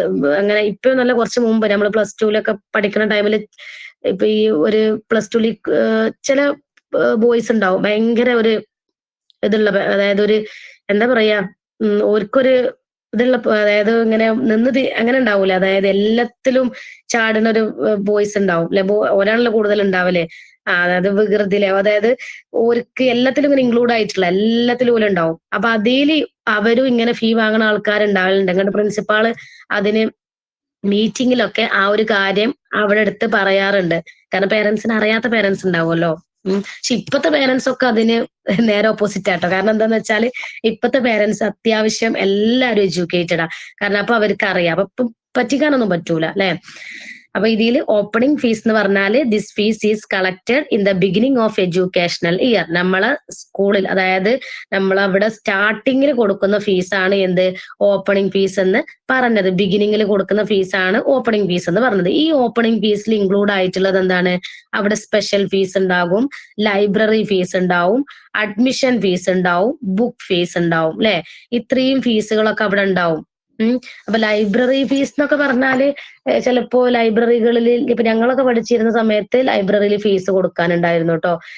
കാരണം ലൈബ്രറി ഉണ്ടാകും, അവിടെ നമ്മള് ബുക്സ് ഒക്കെ വായിക്കുമല്ലോ. അപ്പൊ വലിയ ഫീസ് ഒന്നല്ല, എന്നാലും ചെറിയ ഫീസൊക്കെ അവിടെ നമുക്ക് കൊടുക്കാനുണ്ടായിരുന്നു. അപ്പൊ ഈ ലൈബ്രറി കണ്ടപ്പോ അത് നമ്മളെ മൈൻഡിലേക്ക് നമുക്ക് ഓർമ്മ വരുമല്ലോ. ഒരു 8th പഠിക്കുന്ന ടൈമില് ലൈബ്രറിക്ക് ഫീസ് വേണമെന്ന് പറഞ്ഞിട്ട് നമ്മളോട് വാങ്ങിയിട്ടുണ്ട്. 250 150 അങ്ങനെ എത്ര ഒരു ഫീസ് അങ്ങനെ വാങ്ങിയിട്ടുണ്ടായിരുന്നു കേട്ടോ. അപ്പോ എന്താ പറഞ്ഞത്? നമ്മൾ ഓപ്പണിംഗ് ഫീസ് മനസ്സിലായില്ലേ? അതായത് നമ്മളെ എഡ്യൂക്കേഷണൽ ഇയർ, നമ്മളെ വിദ്യാഭ്യാസത്തിന്റെ ആ സ്റ്റാർട്ടിങ്ങില് ബിഗിനിങ്ങിൽ വാങ്ങുന്നതാണ് എന്ത് ഓപ്പണിംഗ് ഫീസ് എന്ന് പറയുന്നത്. അതിൽ ഇൻക്ലൂഡ് ആയിട്ടുള്ളതാണ് special fees, library fees, admission fee, book fee etcetera. അപ്പൊ ഇത്രയും കാര്യങ്ങളാണ് ഓപ്പണിംഗ് ഫീസിൽ ഇൻക്ലൂഡ് ആയിട്ടുള്ളത്. ഓക്കെ, ഇത് നിങ്ങൾക്ക് എഴുതാൻ കിട്ടുമല്ലോ ഏതൊക്കെയാന്നുള്ളത്. ഈ ഫീസ് കളക്ട് ചെയ്ത് എന്താണ്? Beginning of the educational year. This fees is collected in the beginning of the educational year. അതിൽ ഇൻക്ലൂഡ് ആയിട്ടുള്ളത് സ്പെഷ്യൽ ഫീസും, ലൈബ്രറി, അഡ്മിഷൻ, ബുക്ക് ഫീസ്. ഇനി സെക്കൻഡ് വൺ നോക്കാം, ട്യൂഷൻ ഫീസ്. അപ്പൊ നമ്മൾ അവിടെ സ്കൂളിൽ സ്റ്റാർട്ട് ചെയ്തു, അവിടെ കയറി ഫീസ് കൊടുത്തു. ഇനിയാണ് നമ്മൾ എന്ത് കൊടുക്കുന്നത്? ഓരോ മാസം അല്ലെ, ഓരോ മാസം നമ്മൾ എന്ത് കൊടുക്കേണ്ടി വരും? മന്ത്ലി ഫീ കൊടുക്കേണ്ടി വരും. ട്യൂഷൻ ഫീസ് അല്ലെ, ട്യൂഷൻ ഫീസ് ആണ് ഇനി പറയാൻ പോകുന്നത്. This is the general monthly fees of the school from which the salary of teachers are paid. In some schools, they are collected as term fees. ഇത് ഷെബിനൊക്കെ ഒന്ന് വായിക്കാൻ പറ്റുമോ? Tuition fees. കിച്ചണിൽ നിന്ന് പോന്നിട്ടില്ലേ? Tuition fees. നെക്സ്റ്റ് കേട്ടോ, second one ആണ്. Tuition fees. This is the general monthly fees of the school from which the salary of teachers are paid. In some schools, they are collected as term fees. Okay, എന്താണ് next നമ്മൾ പറഞ്ഞത്? Next പറഞ്ഞതാണ് tuition fees അല്ലെ. Tuition fees 2:02 അല്ലെ, ഞാൻ time നോക്കിയിട്ടില്ല. നൈസത്തെ online class ഉണ്ട് 2 മണിക്ക്. അപ്പൊ ഞാൻ ഇവര് മെസ്സേജ് ഇങ്ങനെ വരുന്നുണ്ട്, അപ്പൊ ഞാൻ കണ്ടത് ടൈം ആയത് ഞാൻ ശ്രദ്ധിച്ചിട്ടില്ല. ഫീസിന്റെ കാര്യങ്ങൾ പറഞ്ഞു, എന്താ പറയാ, ടൈം അറിഞ്ഞിട്ടില്ല. ട്യൂഷൻ ഫീസ് കൂടെ പറയാട്ടോ.